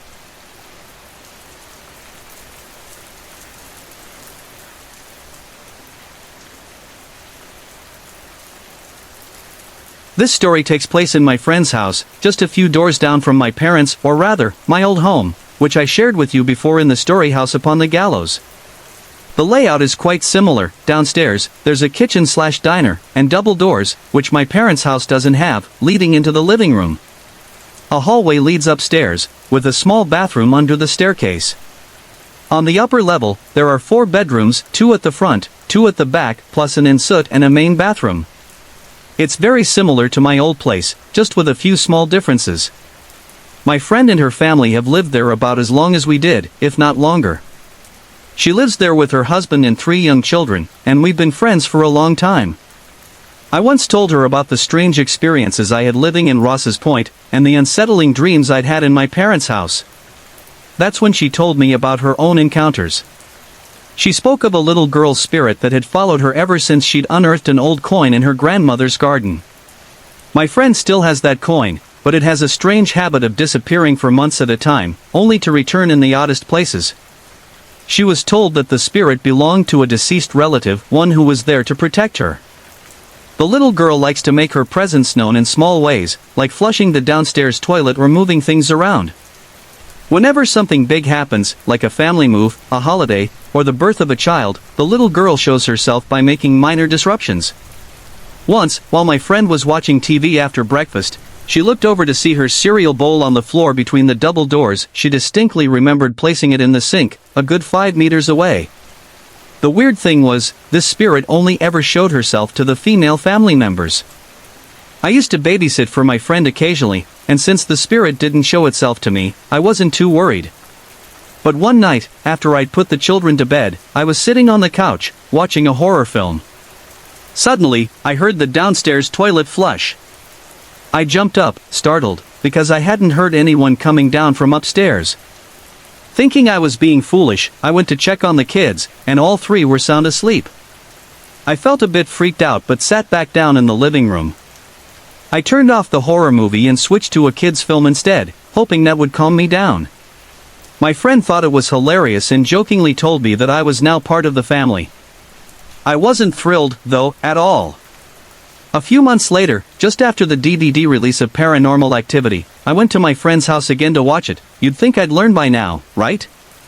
I hadn't had any weird experiences since that first night, so I didn't think much of it. But while we were watching the movie, the edge of the curtain nearest the TV started to peel back, then fell back into place. It happened a few more times. My friend asked if I'd seen it, and I told her I had. We decided to ignore it and focus on the movie. That's when a helium balloon, which her youngest had brought home, started to spin in circles on its own. My friend popped it, and things went quiet again. Fast forward to August 2011. I had just moved to the bottom of Gallows Hill and was 6 months pregnant with my first child. My friend's family had gone on vacation for a week, and they asked me to look after their 2 cats, one of which had just had a litter of 3 kittens, their 2 guinea pigs, and some fish. My mother and fiancé were going to help me with the litter trays, so my only job was to feed them all. I settled into a routine, but on the 3rd day, things started to get odd. Every morning, I'd go in and open the curtains in each room. To get to the kitchen, I had to walk through the hallway, since my friend had tied the double doors to the living room shut with an old dog lead. First, I'd feed the fish and turn their light on, then I'd feed the cats and kittens, who had free reign of the house except for the bathrooms. After that, I'd go downstairs to change the guinea pigs' water and feed them. In the evening, I'd do everything in reverse, closing all the curtains, turning off the tank light, feeding the animals again, and turning on a hallway or landing light to make it look like someone was home. By the 3rd day, I brought my mom with me to help with the litter tray. When I went to open the curtains, I realized that one set hadn't been closed the night before, even though I was sure I double-checked. At first, I thought one of the kittens must have done it, but then I noticed how they had been hooked back up. I brushed it off as human error. But the next morning, the same thing happened. Another set of curtains was either open or closed in a random spot in the house. It felt like the spirit was playing with me. Still, I tried not to let it bother me. I was only in the house for a short time, after all. By the 6th day, I thought I was in the clear. My fiancé was cleaning the litter tray, and I went into the youngest child's room. That's when I noticed something strange. The curtains in that room were exactly as I had left them, closed, untampered with. But as I turned to leave, I saw the closet door open, and the contents of the closet thrown all over the floor. I know some cats can open doors, but surely they couldn't pull a door open like that. I quickly threw everything back in and shut it. My friend didn't like the cats in the closets, so I wanted to make sure everything was tidy before I left. The next day was even more strange. As usual, I went about my morning routine, feeding the fish, then the cats. But as I went into the kitchen to get the cat food, I noticed something on the counter. It was the dog lead, neatly folded. My friend had used the lead to tie the double doors shut, and I was the only one with a key. There was no way a cat could have done that. I was starting to feel uneasy, but I quickly finished my chores, relatched the door, and just before I left, I called out, "They're home tonight. I promise." Sorry to interrupt. If you're enjoying the story, let me know in the comments and tell me where you're watching from. Don't forget to like and subscribe for more.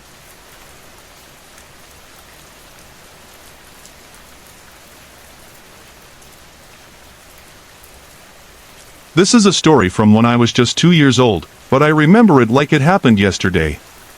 My family had just moved back to Ireland, and we rented a really old coach house to live in temporarily. It was a small, 2-bedroom house, and the first night we spent there, things started happening. My dad had stacked all the moving boxes in the spare bedroom, just to keep them out of the way for the time being. That night, as my mom and dad were about to go to sleep, they heard a loud bang coming from the spare room. My dad rushed in to find that all the boxes had been knocked over. At first, he thought maybe he hadn't stacked them properly, so he shrugged it off and went back to bed. But things started getting stranger. A few days later, we went into town, and when we came back, all the lights in the house were on, and the front door was wide open. My dad went inside to check that no one had broken in, but everything was in place, and nothing had been disturbed. They just figured maybe they had forgotten to lock the door, but they both knew something wasn't right.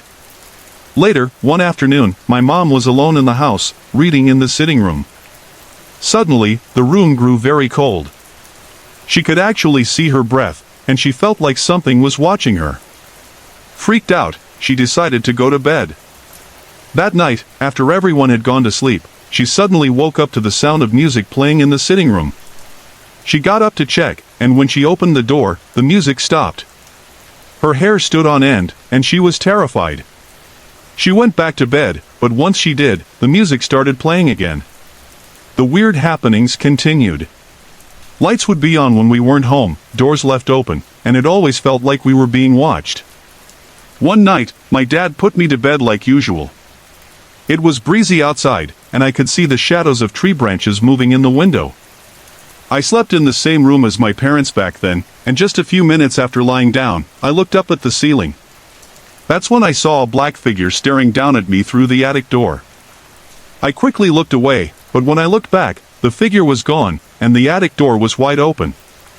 Then, I saw something even worse. At the end of my cot stood a black male figure. He was dressed in a long black coat, a black hat, and he was holding a knife. There were no facial features, just a shadow, completely black. I stood up in my cot and walked toward the figure. I don't remember anything after that. The next thing I knew, I was screaming and crying, and my mom rushed in. She said that when she saw the attic door wide open, the hairs on her neck stood up. I kept shouting, "The man! The man!" and pointing at the wall. My mom was scared, and she called my dad to come in. When he came in, he didn't believe it was a ghost. He thought maybe the door had been opened by a draft. After that, the figure never appeared to me again. We eventually moved out to a bigger, happier house, and life went on. Sorry to interrupt, but I'd love to hear from you. If you're enjoying the video, drop a comment and let me know where you're tuning in from. I always love seeing where everyone's watching from. And if you haven't already, don't forget to hit that like button and subscribe for more exciting content coming your way. Your support means a lot. The shadowy figure never harmed anyone in our family, but he definitely made his presence known. A few years later, a friend of the family moved into the old coach house, and when he tried to go into the room I had slept in, the door wouldn't open. No matter what he did, the door stayed locked. He knew the door couldn't lock on its own, so it really freaked him out. About 5 years after that, a girl from my school moved into the same coach house with her family. She and her brother slept in the room I had used. They also saw the shadow man. At first, they thought someone had broken in, but they soon learned that the house was haunted by a man. It was the same figure I had seen all those years ago. Sorry to interrupt. If you're enjoying the story, let me know in the comments and tell me where you're watching from. Don't forget to like and subscribe for more.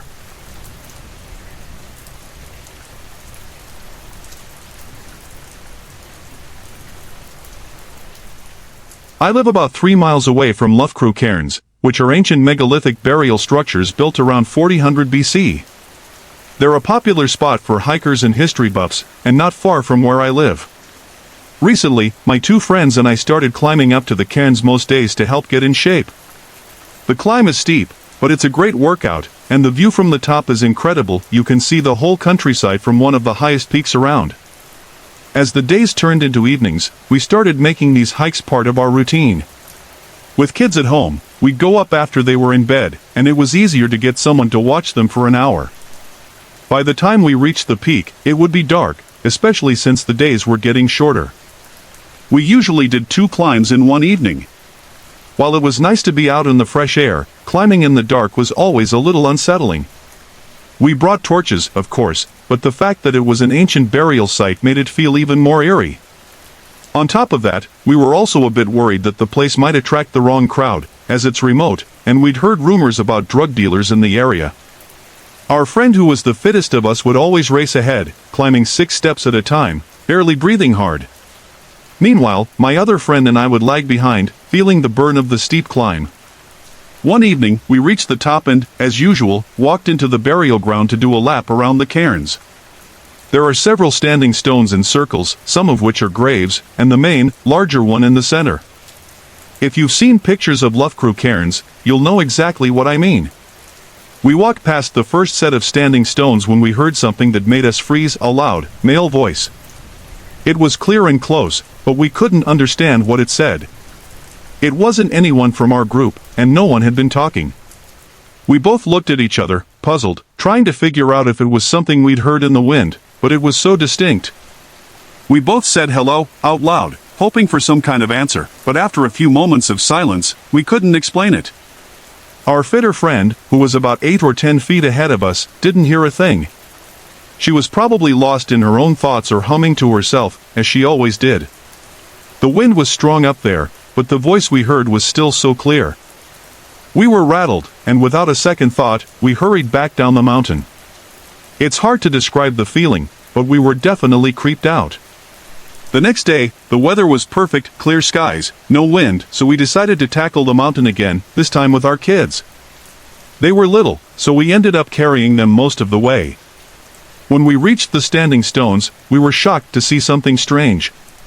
There were flowers shredded and scattered inside the stone circles, and in the middle of each grave, we saw smaller stone circles, handmade and carefully placed, almost like little offerings. We had hiked up there every day for the past week, and these stone circles hadn't been there before. But now they were in all 5 of the stone circles. My friend, who was more in tune with this sort of thing, immediately said, "Don't walk in them. You're disturbing the fairies, or the spirits of the dead." We weren't sure what to make of it, but the whole scene felt strange, like we had walked into something we shouldn't have.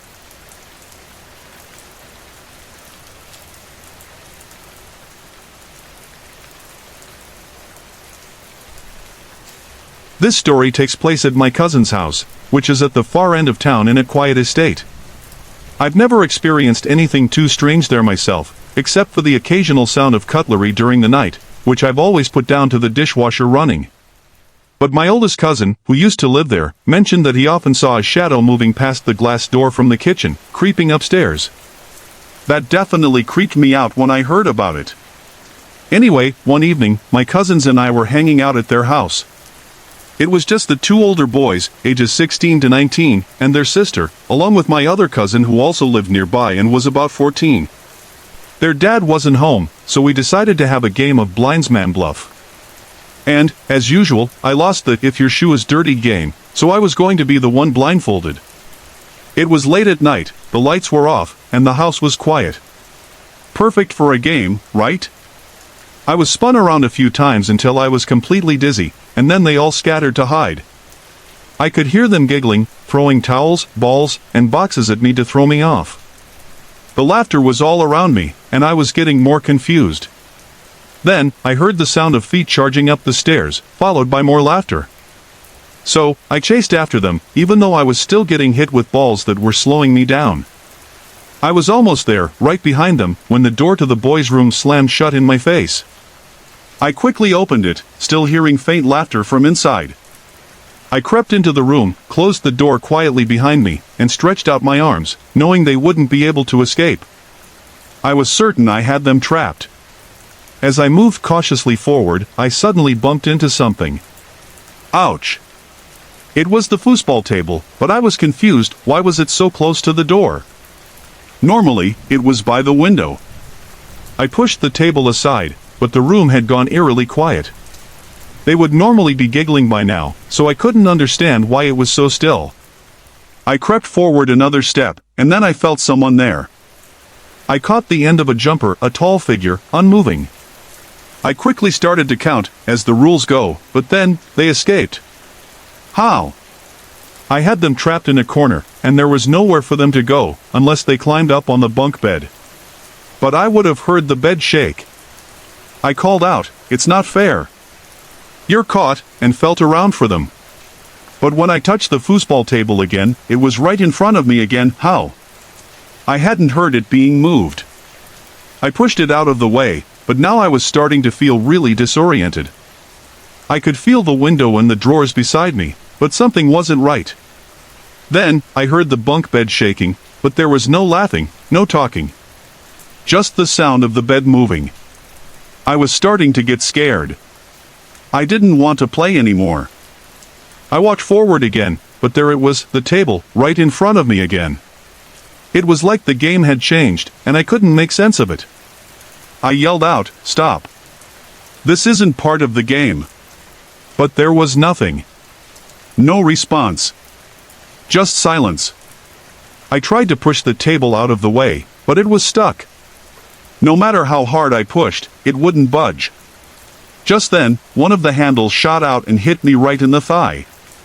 I screamed, and it hurt like crazy. I shouted for my younger cousin, who was downstairs. I quickly took off the blindfold, expecting to be furious with whoever had been pranking me. But when I looked around, there was no one in the room. No footsteps. No sound of the door opening or closing. Nothing. I heard my cousin running up the stairs and then saw her open the door. She came in, looking confused, and asked, "What are you doing up here? Everyone's downstairs calling for you." I was stunned. I said, "They must have been trying to throw me off the track. I don't know what just happened." She looked at me seriously and told me that the boys were downstairs on their phones, and she and our other cousin had gotten bored and decided to watch TV. She didn't know what I was talking about and then asked me what was wrong.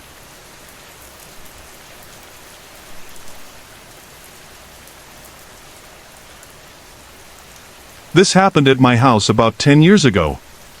I don't think about it much anymore, but at the time, I was really confused by it all. I've always been a light sleeper, waking up at the smallest sound, but that night I can't remember whether I was awake or not. I honestly don't know. I don't even remember the day or going to bed, just that I woke up later in a way that still makes no sense. I found myself standing alone in the middle of our long back garden, in complete darkness, holding my teddy bear. My mother came up to me, asking what I was doing standing out there at that time of night. I was so confused, I started crying. I didn't understand why I was there, and I couldn't remember how I had gotten there in the first place. The next thing I remember, I was racing downstairs with the teddy still under my arm. I must have been standing out there for a while because my feet were wet from the grass. But I didn't know why I was holding the teddy bear. I hadn't carried it around since I was a kid. It really bothered me because I never sleepwalked before, and I was sure I wasn't asleep when I ran downstairs. I was fully awake, but I have no idea how I ended up in the garden. It never happened again, and I've never been able to explain it. I also have another experience that happened in the same house, though this one's different. My dad's a bit of a joker, always trying to scare me for fun since I get scared easily. He would often sneak up behind me, hide in rooms, or turn off the lights to mess with me. It used to make me jump, but it was all in good fun, well, mostly. On one occasion, though, it wasn't funny at all.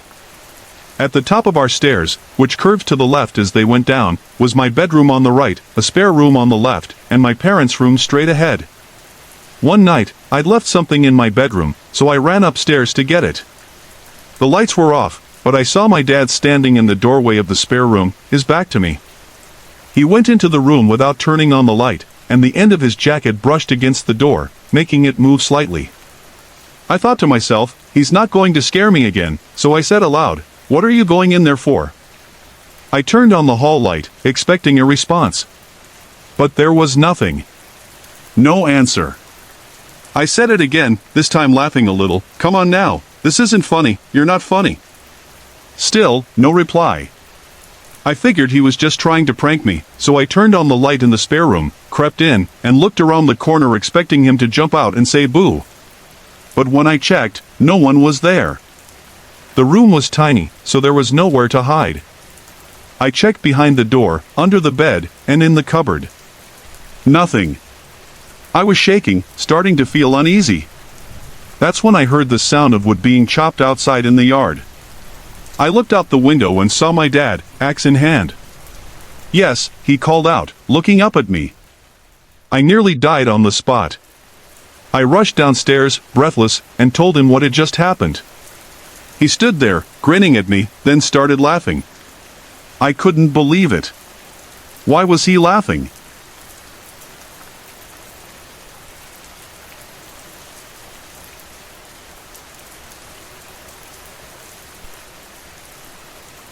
Hi, my name is Ashling.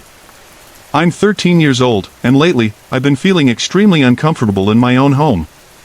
Every second of the day, it feels like I'm being watched in an angry way, almost as if whatever is watching me doesn't like me being there. It's making me feel on edge all the time. I've been seeing things, too. Sometimes I catch shadowy figures or white, transparent shapes out of the corner of my eyes. Hazel, my West Highland Terrier, has been acting really strange lately. She'll often stare at things that aren't there, darting her head around the room, growling at the walls and doors, or staring up at the top of the stairs like she's seeing something no one else can. I've also been hearing things. Sometimes I hear people talking when I'm home alone. There are knocks on doors, strange whispers in my ear, and even clicking noises from door handles. The worst part is when I hear doors slam, but no one is around to have done it. It's making me feel really distressed. I've got enough going on right now with starting secondary school, and I really don't need a ghost, or whatever this is, messing with me, too. Here are a few experiences I've had over the past couple of weeks, at home and at other places. Last night, I had just turned off the main light in my bedroom after reading for a while. My sister had already fallen asleep, and I was still wide awake. As soon as I turned off the light, I started hearing odd clicking and knocking sounds coming from my wardrobe, which is right beside my bed. At first, I didn't think much of it, but the sounds grew louder and louder until they suddenly stopped, just like that. A little while later, I drifted off to sleep, but I woke up around 6 a.m. to a different noise. This time, it sounded like scratching coming from under the floorboards. Again, I didn't pay much attention at first, but just like the previous noises, it got louder and louder, then suddenly stopped again. I felt a weird, heavy feeling like I was being watched, but it was more than just being watched, it felt aggressive. My heart raced, but my sister, who sleeps really deeply, didn't wake up through any of this. I stayed awake the rest of the night, too scared to go back to sleep.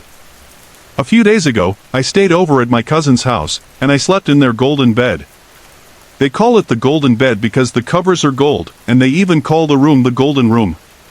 At first, I felt fine, but after a few minutes, I started feeling uneasy, like I was being watched again. I tried to ignore it and eventually fell asleep after about half an hour.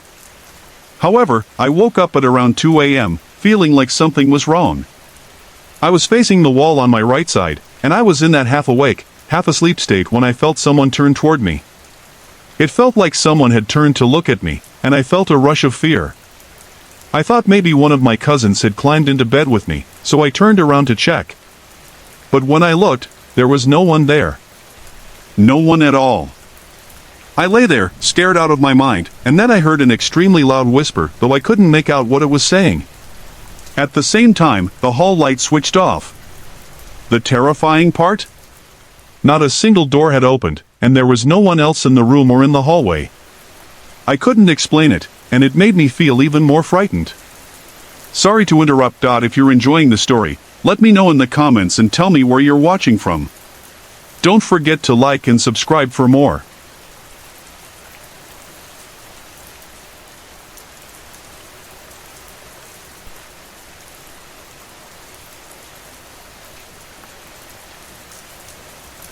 The stories I'm about to share aren't my own personal experiences, but those of close friends and family. I hope you'll find them as intriguing as I have. This story takes place before I was born, back when my dad used to help my granddad with various jobs, like fixing electrical problems and doing construction work in other people's homes.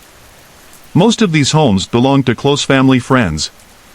There was one house in particular, owned by a friend of my granddad, that always gave them an uneasy feeling. It was a large old building with a big orchard. The house had only one entrance and one exit, which made it even more eerie. My granddad was in the kitchen one day, working on some wires for a plug socket. As he turned around to grab another tool, he saw a young boy sitting on a chair, pulled out from the table. The boy looked to be around 7 or 8 years old. What was strange, though, was that the boy appeared to be completely transparent, wearing ragged, old clothes that seemed to belong to a time long before, around the time of the famine. My dad told me, after hearing this story from my granddad, that the child didn't move at all. He just sat there, staring back at my granddad, before disappearing into thin air. This wasn't the first time such an apparition had appeared. The woman who lived in the house had often mentioned seeing the same child while she cooked or cleaned, and he never caused any harm. He simply appeared, watched her for a while, and then faded away. My dad also said he had always felt like someone was watching him when he worked there, though he never saw anything unusual. The next strange event happened in the same house, but at a different time. My granddad was in the basement, working on the circuit box, when he noticed something odd out of the corner of his eye. Through the basement window, he saw two figures, one man and one woman, walking, or rather, floating, down the garden outside. My granddad thought this was odd because he knew he was the only one in the house at that time. The land was private property, so no one could be there without permission. As he looked at them more closely, he noticed something even stranger: their clothes. The man was wearing a top hat and a black suit, while the woman was dressed in a long, old-fashioned dress with a bonnet decorated with flowers. They both looked like they belonged to the Victorian era. My granddad decided to follow them, but when he reached the orchard, which also had only one entrance and one exit, the figures had vanished. He looked around, but there was no trace of them. The walls around the orchard were at least 9 feet high, so it was impossible for anyone to have climbed over without equipment. That experience left my granddad shaken. Later, there was another unsettling event. One night, while everyone in the house was fast asleep, the mother of the house was suddenly woken by a loud, screeching noise, something like the sound of a banshee. She was disoriented, having had a few drinks the night before, but when she woke up, she smelled smoke. The sitting room was on fire. Thankfully, she managed to get all the children out of the house, but the room itself was lost to the flames. Had it not been for that strange scream, they might not have gotten out in time and could have been suffocated by the smoke. When my dad was around 14 or 15, he would ride his bike around with his friends, some of whom he's still close with today. One of the houses they passed was an old, abandoned place with a dark history. A girl from my dad's school had once lived there with her family, her mother, father, and 2 siblings. Her father had been a violent, angry man, an alcoholic who made life miserable for his family. Tragically, he died in a horse-riding accident on the family's large estate. However, this man wasn't ready to move on. He lingered, tormenting his family even after his death, making them feel uncomfortable and scared in their once beautiful home. One day, the girl's aunt was walking through the fields near the house when she saw a man dressed in a red hunting outfit, the same kind her brother-in-law had worn. He was screaming at her to get out and get off my land. But that wasn't the most terrifying part. One night, the whole family, without explanation, left the house in the middle of the night, wearing their bedclothes and taking nothing with them. They drove to a cousin's house and never spoke about why they left, not even to the cousin. They never returned to the house or took any of their belongings. My dad was adamant that this was what happened. At first, it seemed hard to believe, but my dad swore that it was true. My mom works at a preschool called Apple Tree, which is owned by a close friend of hers named Lisa. My brother, sister, and I all attended this preschool, and were also friends with Lisa and Patrick's kids. This particular story happened with their eldest son, Harry, not his real name, who was 12 at the time and now in college. One evening, Harry was babysitting his younger siblings while his parents, Lisa and Patrick, took a quick walk down the road. As they were returning home, they heard the unmistakable sound of children laughing and giggling. They both assumed it was their kids. Lisa was immediately annoyed because she had trusted Harry to put the younger ones to bed. But when they got home and asked Harry about it, he said that the children were all asleep, and had been since they left.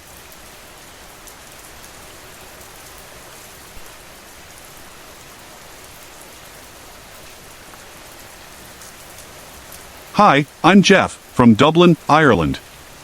I've always had a love for ghost stories. Every time I hear one, I get that little shiver down my spine, and if I know a place is haunted, I get this thrill and curiosity to explore it myself, to feel that eerie sensation up close. Now, before I dive into my own experience, I should mention something. I've seen ghosts all over the place, from tiny, crystal-like fairies to swirling mists in my house. It seems to be something that runs in the family. My mother, for instance, lived in Jersey and had an experience with a goblin-like entity that used to sleep at the foot of her bed. It was see-through, like a faint apparition. Then, she moved to Kilbarrock in Dublin, and later Ross Street in Dublin City. Both of those houses were haunted by a poltergeist, a violent one. It would attack my older brothers and my mother, punching them while they slept. Even my dad was targeted by it.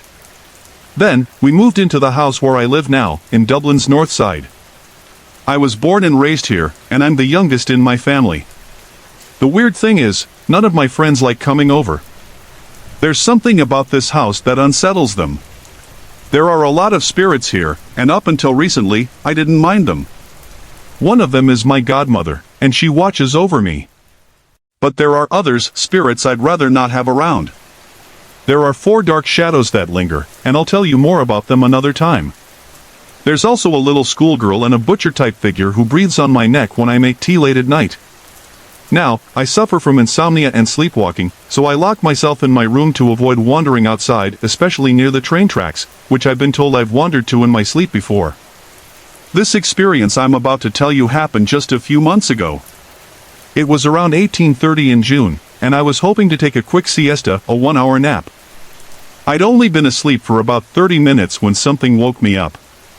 I felt a heavy pressure on my mouth, almost like someone was trying to force my mouth shut, and it pulled me out of a light sleep. It was bizarre, because I had lost 10 teeth the year before, and it felt like someone was checking the gaps in my teeth, running their fingers around my mouth. My body jerked awake, and at first, I thought it was just a weird dream. But then I realized I was fully awake. My eyes focused, and I could feel a hand covering my mouth, but I couldn't see it. All I could see was the door to my bedroom, locked in place. The sensation was like a hand choking me, and in my head, I was screaming for help, "Get this thing off me!"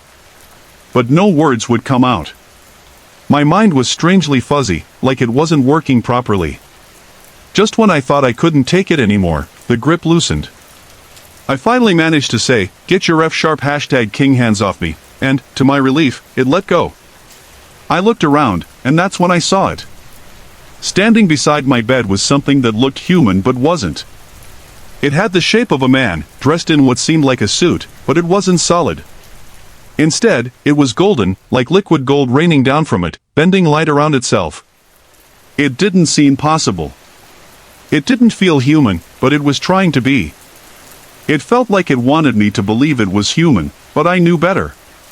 The thing stepped aside when I stared at it, and I got up, walking straight past it to go downstairs. I told my parents what had happened, but they brushed it off, saying I must have been dreaming. But that doesn't make sense. They would have had to be part of the dream, telling me I was dreaming, because there was no fade to black moment, no transition. It was as if everything had happened in one continuous sequence. Ever since then, I've been puzzled. What was that thing? Sorry to interrupt. If you're enjoying the story, let me know in the comments and tell me where you're watching from. Don't forget to like and subscribe for more.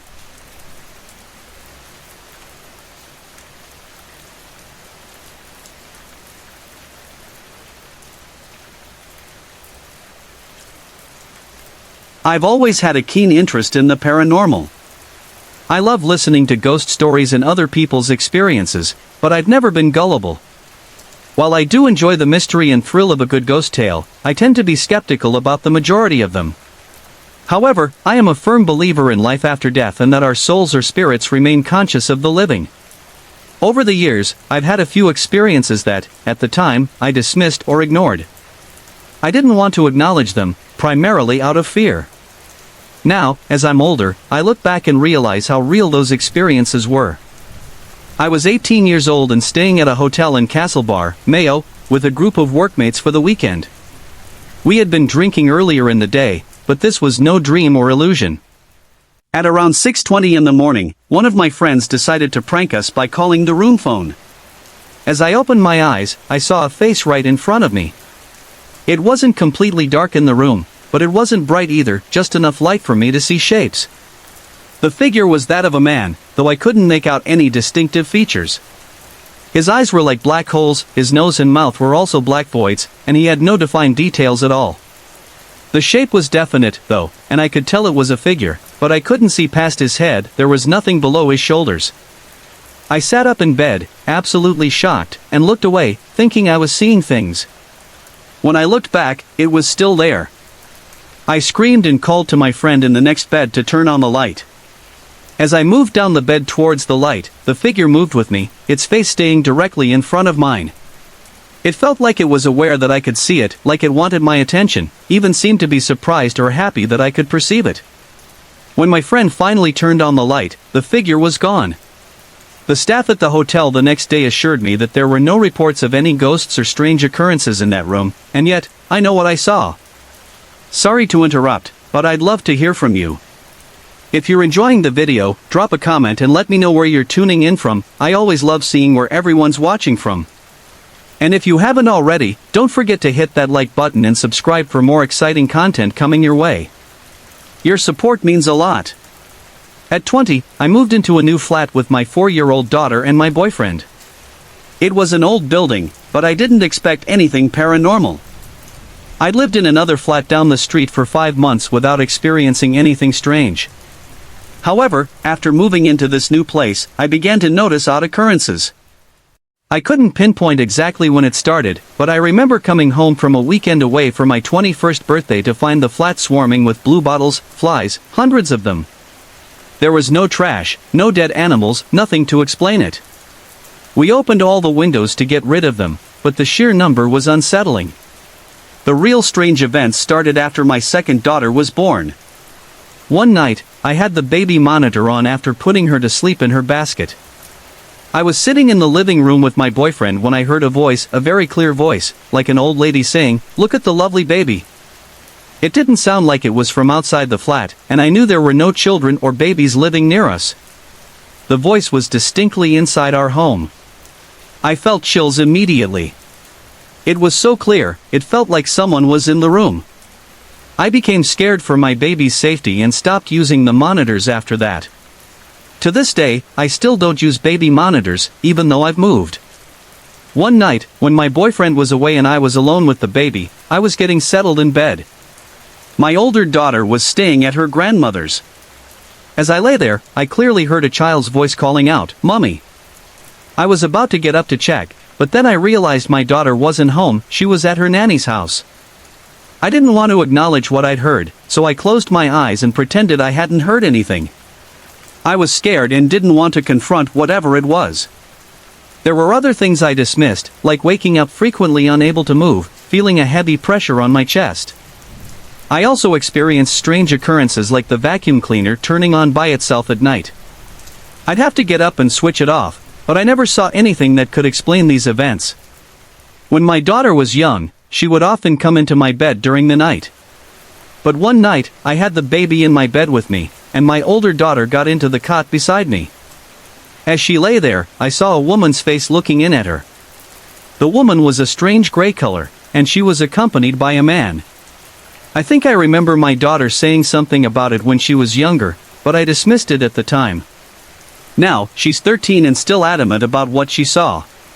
She remembers being terrified for her baby sister and says she saw the woman more than once.